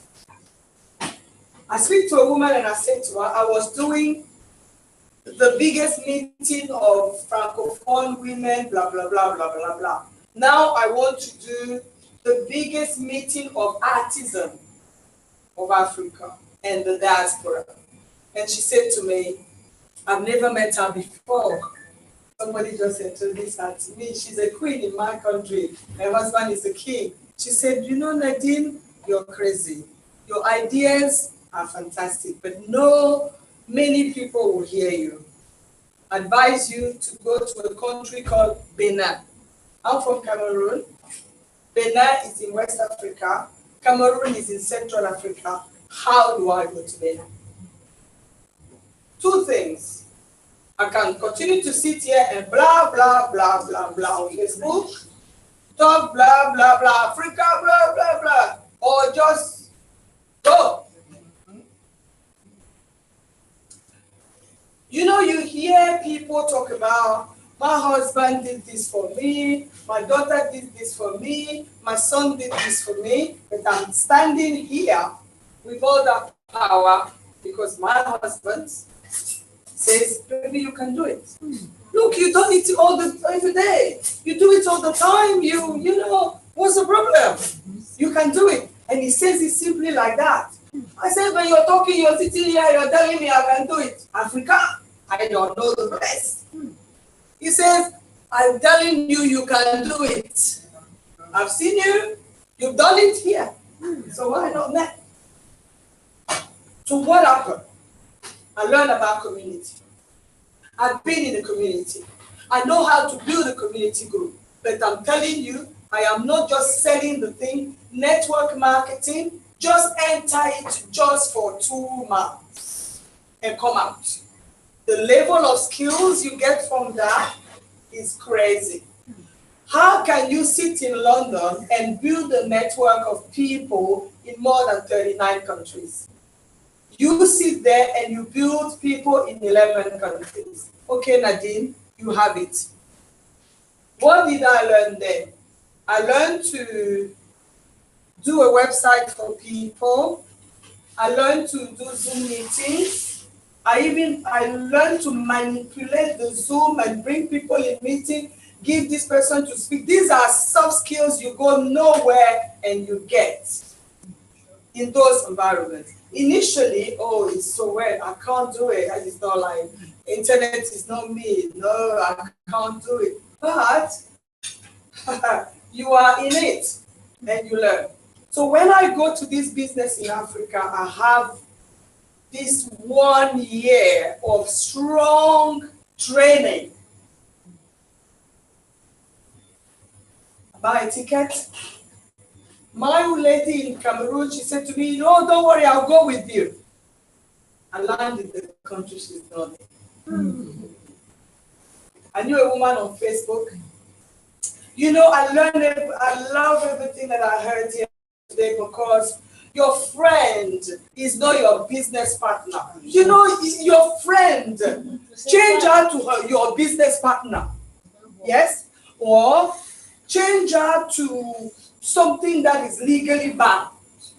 Otherwise, that very friend will steal all your money. All right. You're that very friend, you're not from that country, she will go with her people and they will make that very event to fail. So I land in the country, sentiment. I bring gift, I take all my husband money, buy things to people, buy. Africa with bra people. You buy. No boundaries. Are you a mother? Are you a charity worker? Did you come there for business or you came there for charity? You invite them to eat. They are everywhere around you. They eat, they drink. Nothing to favor. Nothing to show. Nothing to favor.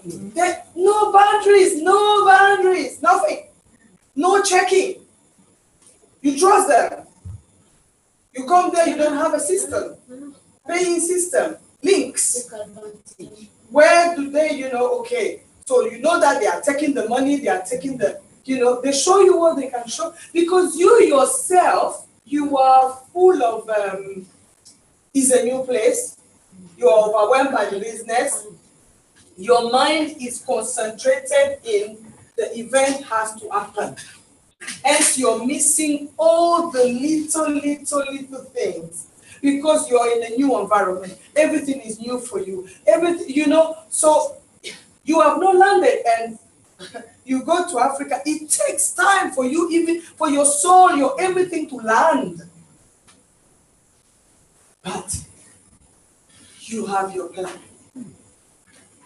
Even if it's not a plan for everybody, you have your plan. And every day, inside your hotel room, you think, what is an event? An event is a date, a venue, the people who are coming, if you're selling, those things, that's what your event is about. Once those things are set, the rest will happen. Often, we are failing because we have not set the date, the venue. We don't know how those things happen. My community work here helped me. I knew that if I want to do an event, I need the patron of my event. These are little things we do here every day and we take it for granted. You need a patron of the event. So my patron of the event, I looked for her a long time ago. Long time. And I also knew in the inside of myself that my event would pay for itself. I also knew that I was seeking funding from the government, and I followed that. And I'm telling you, I studied also to become an image consultant. Image counts. People say fake it until you make it, but I don't think that we should say it. Fake it until we make it. I will tell you no, just make it. Just dress. You know what? This morning, whether I ate and I did not eat, my dear, I will dress and I'll show up in Greenwich. Oh yes, I will just do that. And I did it. I came there. When you are here, they respect you. You're coming from London, whether you eat there or you don't eat there, you're coming from London and you look like somebody who is coming from London. And I got the funding. I want to share something very important with us today. Africa is beautiful. But you can hear every second, every minute, how poor we are in our mentality. Even those who have it, even those who are not begging, their behavior, everything they are doing it out of poverty, lack of information, everything that we are trying to do. You came there, we must still. We don't think about tomorrow. We don't think about the development of the country. We don't think about the development of the sector this woman came for. I came so that I don't understand how everybody drink coffee from Colombia. Colombian people, maybe they are rich, maybe they are really eating from it. I don't understand how Africa sends its food all over the world and African people are poor. I don't understand how they're telling me that we are malnourished where we have all the vitamins and everything that you can say. I don't understand how you go to market in Africa and the food is 3 o'clock, they are throwing everything. I went to Africa People are recycling plastic now and making beautiful stuff like this. These are women, they've never been to school. They use their skill to do this. If I put this bag in Harrods, they can easily sell it for 600 pounds. It's handmade. How many hours? I don't know. Local people. I went to the kingdom of Abomey. My sister's husband is from this country. This is a hand woven. It's made again by hand. Local skills, natural skills. They don't even know how important this is. These people need to be promoted. But when you get there, instead of promoting this, we are stealing from the woman who came to showcase this to the world.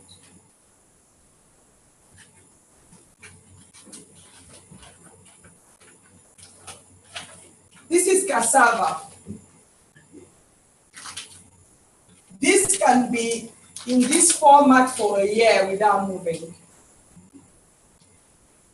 For a year. This is how our people are moving. And I've got these skills where from selling a network marketing product. These people called Juice Plus, they dehydrate fruits and vegetables and they put it in capsules. And I saw that. And I said, no way. I am taking this knowledge to Africa.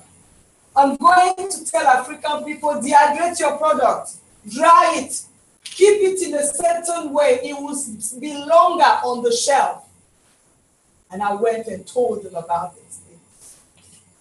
This is pure baobab oil. If you put it again in Selfridges or whatever, they will sell this bottle that I sell in Greenwich for £10. They will sell it there for 30 or 40 because it's the real thing.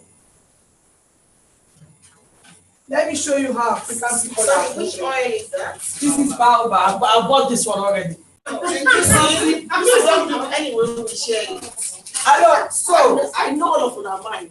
I want us to see how internet is helping people these days. In this little bag here, you have anise. I think it's called anise for everything, for every languages. You have black pepper, you have ginger, you have garlic, Roman crab, I don't know what that is. Thyme, anise again, pepper. Anyway, I think she tried to write it in English and in French. This woman, I met her in Togo when I went for my last conference in Togo. I said to her, to everybody here, I'll take your product in London because your product is ready. Look at the branding. This is Africa. This is done in Dahomey, in Togo, next to Nigeria, and Benin, Ghana. Look at this. It's ready to go to Tesco anywhere. If anybody knows how I can get this to Tesco, please help. Once it's packaged properly, it's all about. This is cassava food. It used to be in a water format. I told them, you know what, dry it. People who buy this it will be longer, it will stay longer on the shelf. My challenge is in Africa, beyond the stealing, the people who are adding to the price, is the, I will say this with so much pain, how we hate the other human who is succeeding, who is coming with that thing that will help everybody. You come there to help. You come with a fantastic project. and you just have people who are working their very everything for it not to happen. Jealousy. What do you do? Probably and stupidity, yeah. What do you do when things happen like that? Who do you speak to? Who do you know? How much you have in the inside of yourself? How do you believe in yourself? How much self-esteem, self-love, self-this, self-that? You know, what do you know of yourself? Do you believe in what you came to say? Do you believe? Can anybody just come and throw you like that anytime? I go to Cotonou one time, 1, 2, went 5 times. When you go 5 times, you know people. They will steal, but the thing will happen. So the next country, you say to yourself, this is still Africa. It can be all right. And then people quote you 3, 4 times. What happened to the next country? But there are 2 countries. The things are not supposed to be that crazy, isn't it? You have one thing. My husband always said to me, you've done it. You've done it before. You've done it. You have it. You've done it. He does not speak much. He said, you've done it. You know. Apply the same thing. Just apply the same thing. Apply it. You wrote your project, it's written, it's just a different country. The skills apply, demand for the same thing. And I remember the country before that I went there and I was strong in what I am. My name is Nadine again. I'm a community development officer.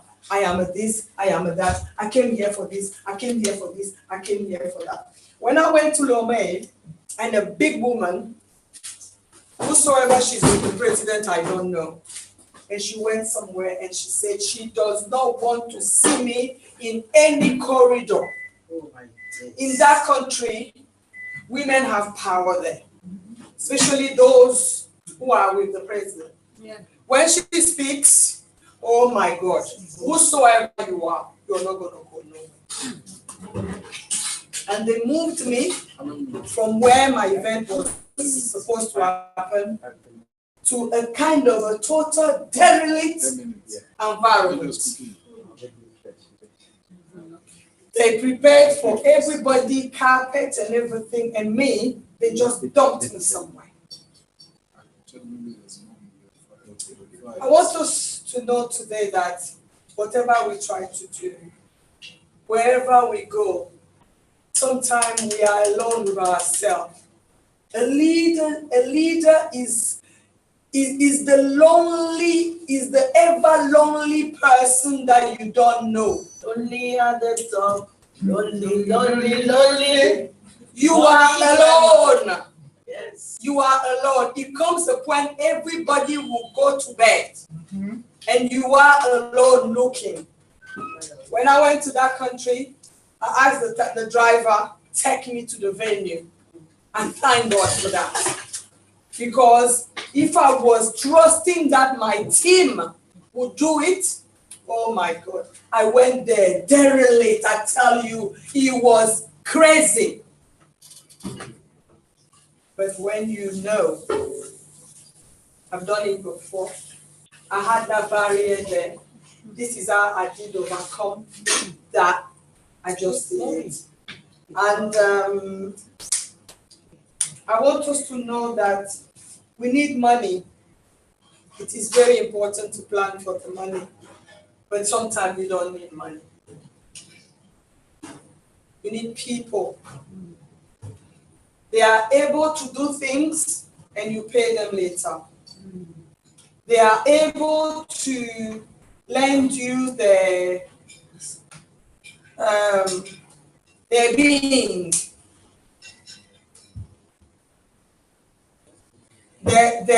their presence, their skills.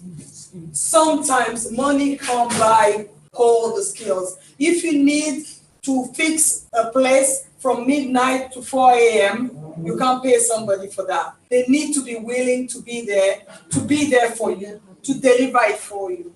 I'm not sure I delivered what I wanted to deliver today, because it took, you see the pictures, you see the day, even what I was to wear never worked.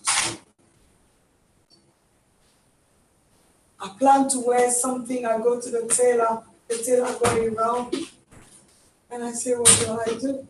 I'm so good, Nadine. You're so good with your dressing. What happened that you didn't plan this? What happened? But I find ways that I will tell probably in another way.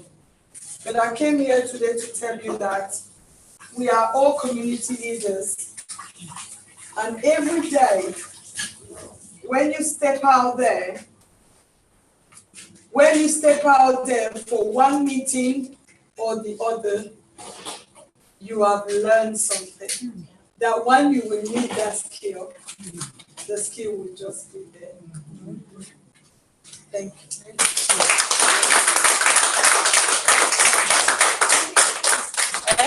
I must sing this song. That song.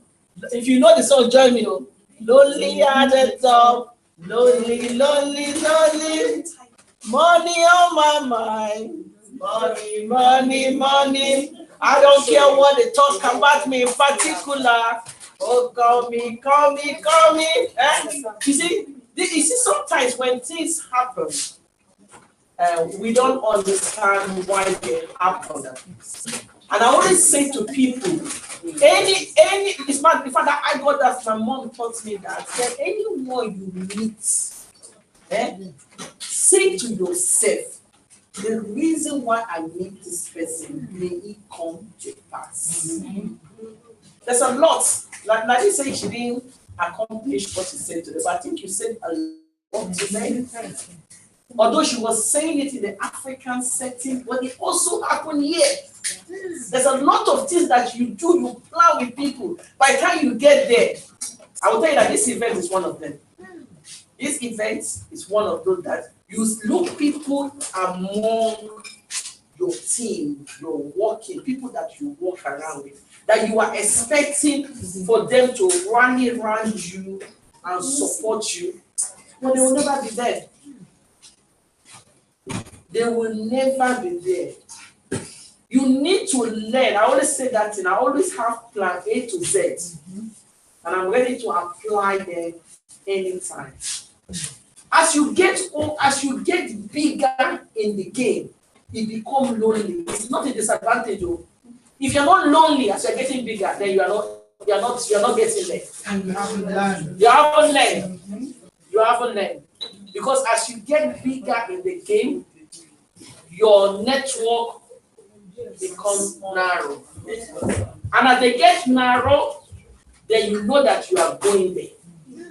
Because if you see all those that have made it, if you see those that are at the top of the game, they go alone. Do you know why they have first class? Is it for everybody? No. When you enter the plane? No. You have your exclusive. Because they know as you get bigger, you become on your own. The way God brings you to come this far, you become that one. You get your first class, your executive, you sit in the plane, you stretch your leg. Because you go with everybody, that means you're not going to sit well, you can't eat well. You have people to think. So sometimes you get smaller, don't see it as a disadvantage. That means you are getting there. You go in there. It might be difficult because when you set those boundaries, the boundary, people will not want to associate. Those are your filter. Those are the shafts. You've already shafted them away. Let them go. Let them go and you continue your journey. Nadine, thank you very much. Like I said, our next session is in January. You're still going to hear some of this important conversation. We need to have more of this conversation because it will. Those of you that are go and speak to other places, other of your friends. Next time we're taking it to Camel's headquarters.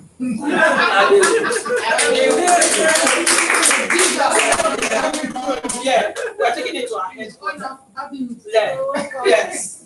Because we need, this is the time we have done it. The only way we can help our women is to start sharing our story. Yes. So that there will be, that we can help them, there will be that connection, because nobody will do it for me. You know what I say? We've been marginalized. No. Everybody with his own trouser.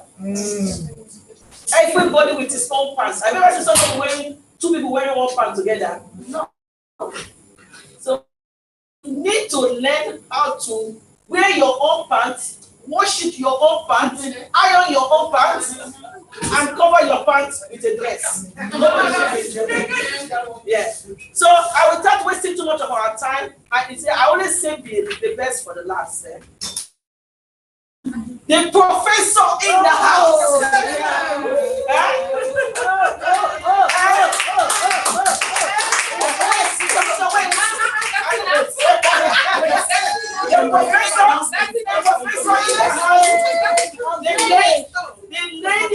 The lady with many hats. You know, she's a doctor, a nurse, a lecturer.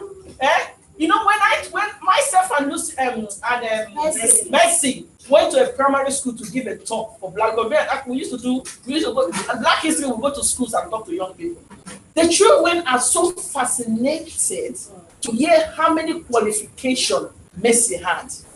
Mercy said something during that day, and I don't forget. I keep it in my head, and I always say to some people, he said, "I look at myself. I say, am I beauty enough? Will people say I'm not elegant? Will people say I'm not this? But you know what? I will do something for myself that anywhere I go, people must look at me." He said she went to acquire all the degrees that is in Cambridge. She's a lawyer, a nurse, a tutor. He said that gives me the position to always address people. So guys, listen to the professor in the house. So,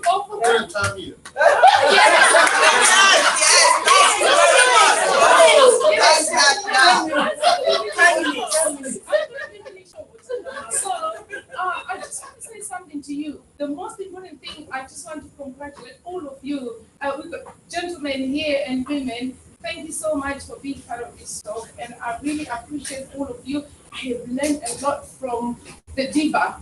Burnout, mental health issues, taking holidays. I loved that, and thank you so much. I learned a lot from Madam Wakanda.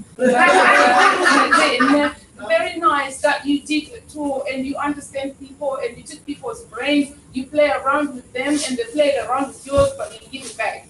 And thank you for that. And I also took a lot from Venice, that a woman of color taking an initiative of looking at that unique health issue that is in so many people of color. They are in denial of any diagnosis of autism, learning disability, and all of that. So thank you so much for sharing this. And I also like what Lucy says, and what Lucy was saying, that the invoicing is the pillar of relationship. So if you're in business, you always share invoices, and in that way your relationship will always grow and mature in a nice way, whether it's husband and wife, whether it's two friends, it is good. And thank you so much. And also I learned something, for you to become rich, you have to make others become rich. So bless those people who actually bless you in business. So that is what I've just learned from that we're talking. But I'm here now to just talk to you about women's health. Yes? So one thing I just want to make you understand in the past, we all come from a single cell. And that single cell, if we put cells together, what do we get? Tissue. A tissue, well done. And if we put tissues together, what do we get? Organs. No? Yes. You say it enough. If we put organs together, what do we get? Yeah. No. What do we get if we put the organs together? No. No, if you put right, you put a system. If we put a system together, then you and me, yes. So this is one thing that we need to understand as business people, as individuals. So as we get older, those cells they depreciate in how they work in our body. So this is how every year we grow.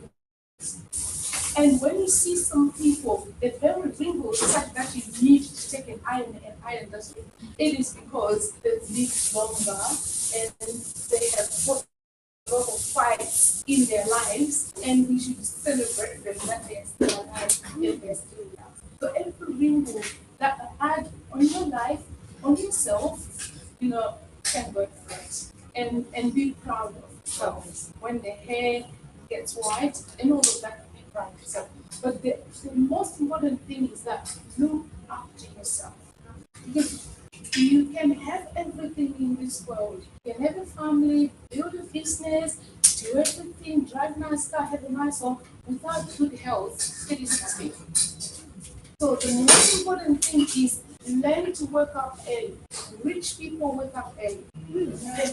If you start teaching yourself, put an alarm on and this I tell you, try it. 6 o'clock, get up, just run down, 1 bus stop, 2 bus stop, come early, refresh yourself.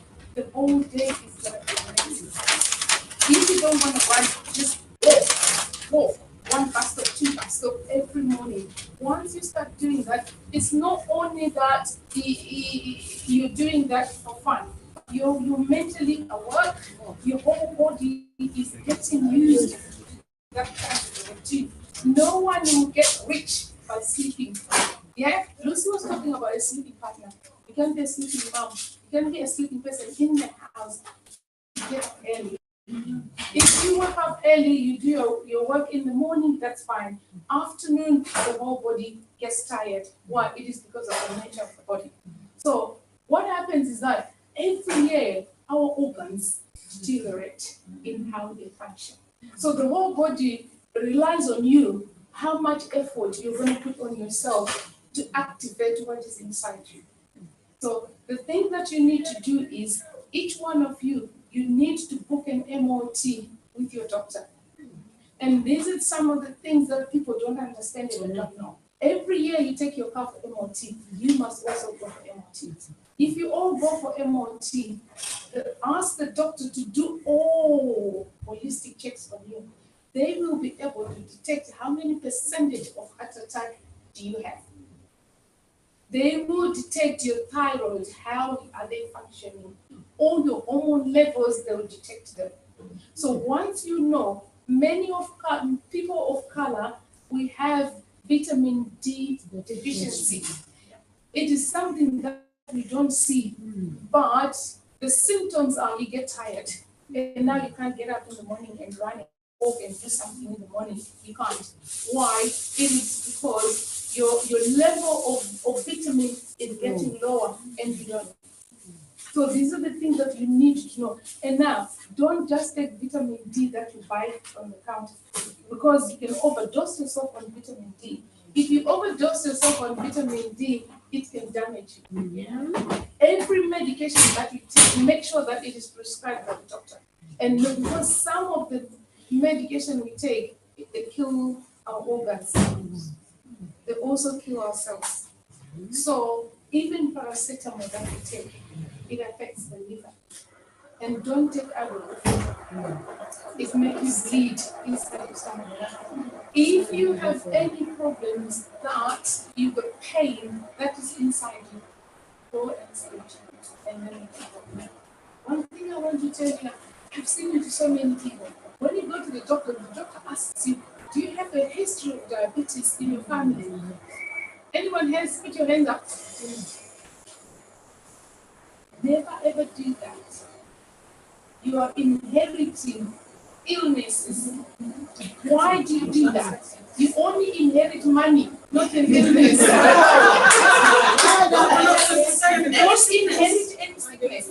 Now, if you come to a doctor and now we have put in it's all documented. Now, he said there's this. My grandmother died of diabetes. My father died of high blood pressure. Then my grandmother died of cancer. It is history there. So anything that happens to you, don't look no further. Where? Yes, it's there. You inherited it. So don't, let the doctors fight and do all the investigation they can. Some people go in to see the doctor and say, oh, I think I've got this, I think I don't think. Explain to the doctor exactly what is happening within your system, how you feel, and give the doctor the ability to make investigations about feeling. The only thing you can detect to the doctor is that I need an annual checkup of my health. I need everything of my body to be checked out because I don't feel right. And so where in my whole body I need a checkup. Yeah. Now, if you say I think this, I think that, the doctor is not going to give you, is going to go on where you say I think, because it is expensive. Remember, it's NHS, there's no money. Yeah. So, and there's only a few people who are requesting for MOT because it's an expensive one. If you do it private, it's £2,000. But you can get it on NHS. Only a few people are aware of it. Now, here comes the thing. Now, you have told the doctor, oh, my grandmother or my mother's got blood pressure. Now you go to the GP, you're not feeling well. Once you go to the GP, you're not feeling well, the first thing they do is that they have blood pressure. And now because you're not feeling well, you haven't been sleeping because something has happened at work, family has happened, mom, grandmother has died and all that, and you're not feeling well. Yes, you've got the right not to feel well. When you go to the GP is going to find your blood pressure high. Automatically, they're going to put you on blood pressure tablets. Once you are on blood pressure tablets, you can't come off. That is for life. The GP is going to get paid for the rest of your life until you die. The GP is going to get paid. Right. So now I find what you're saying. We'll come to questions. No, let's go. Yeah, sure. Yeah, go. Because it's that tension then, isn't it? You're encouraging us to try to go to the doctors, but then equally we know that the doctors are also constantly bombarded by the pharmaceutical company to say, have this, have that, and you talk about blood pressure, because I know my parents are both on tablets, and then it knocks everything out of their system, because then they have to then have another tablet to manage that. So it's, how do we get that balance? Are you already diagnosed with blood pressure? No, but I've been told to take the pump and oh, your parents have, so I can reconcile. You see, because you claimed it. You see, you claimed it, and the doctors have got it on there, so they are keeping an eye on you. But then what's the balance? Because we're still saying that we do need to go and get checked, but we're still relying on a sector that is heavily medicalized, which can probably also then cause other things in our bodies. So what's the sweet spot? Okay, so here is, now, you know yourself. And I went to the NHS, so I do get some of the annoyingness of it. Yes, so you know yourself, right? You go in and they've checked your blood pressure and say your blood pressure is high. Yes? And you can ask them, say, okay, if my blood pressure is high, I'm not taking tablets. I am going to work on myself. Yes? How are you going to work on yourself? Rest. Change your lifestyle. Google and see what are the things that I can do for me not to have a high blood pressure. So now this is how high blood pressure works. The circulatory system. Blood travels, is pumped out of the heart, oxygenated, deoxygenated, go right around the body, right? So which means our organs are working. Now, if I go right now in the sink, I open the tap, what will happen? Right full, the pressure is gone. Yeah. So now, when the doctors say that you've got high blood pressure, it means it is really high, and the blood is just like this, which means your organ, it could be stress, things are not working well at work, or you're not sleeping enough at home, things, the vicissitudes of life are just constantly haunting you to that extent. Yeah, and sometimes it is inevitable. But now, if you go to the doctor and say, I haven't been sleeping for some time, and I don't know what, do you know what the doctor will do? they'll give you antidepressants. Once you get an antidepressant, you are already on the register for mental health. Automatically, any antidepressant you're given by the GP mental health register, right? And it's only a short time. It's good for us in the country because for those who are doing research, there's a huge number of people who have got mental health issues, all the funding and everything. So what you're saying is to use them as a check, and then once they give you the output, then you try and do the research yourself and listen to yourself. Because you're still saying that we do need to go to the GP, but we need to be discerning about what they might then push back at us. Yeah. Which could either. But you have the right. You have the right. Yeah. Don't inherit, right? Be yourself. Yeah, you have the right. So now when you have the right, try to see, Africa or the other countries, they've got herbals. Yeah. You can try and look at the remedies, herbal remedies, and About try that, to see. maybe. Yeah. Or, yeah. Yeah, Or try things to that might see reduce. lifestyle. Yeah. Look at these organic things that you can find to help you, yourself. Lifestyle, go and reduce a little bit. The GPs are allowed to give you free or half price gym. You can do that. Health-wise. It's just changing your lifestyle. That is most important. So We you do mentioned ourselves what we eat. Our oils that we use. Yeah. No, Of course. We are this. Yeah. So one thing I want to say, time. So the other thing is every rice, the rice that we get here.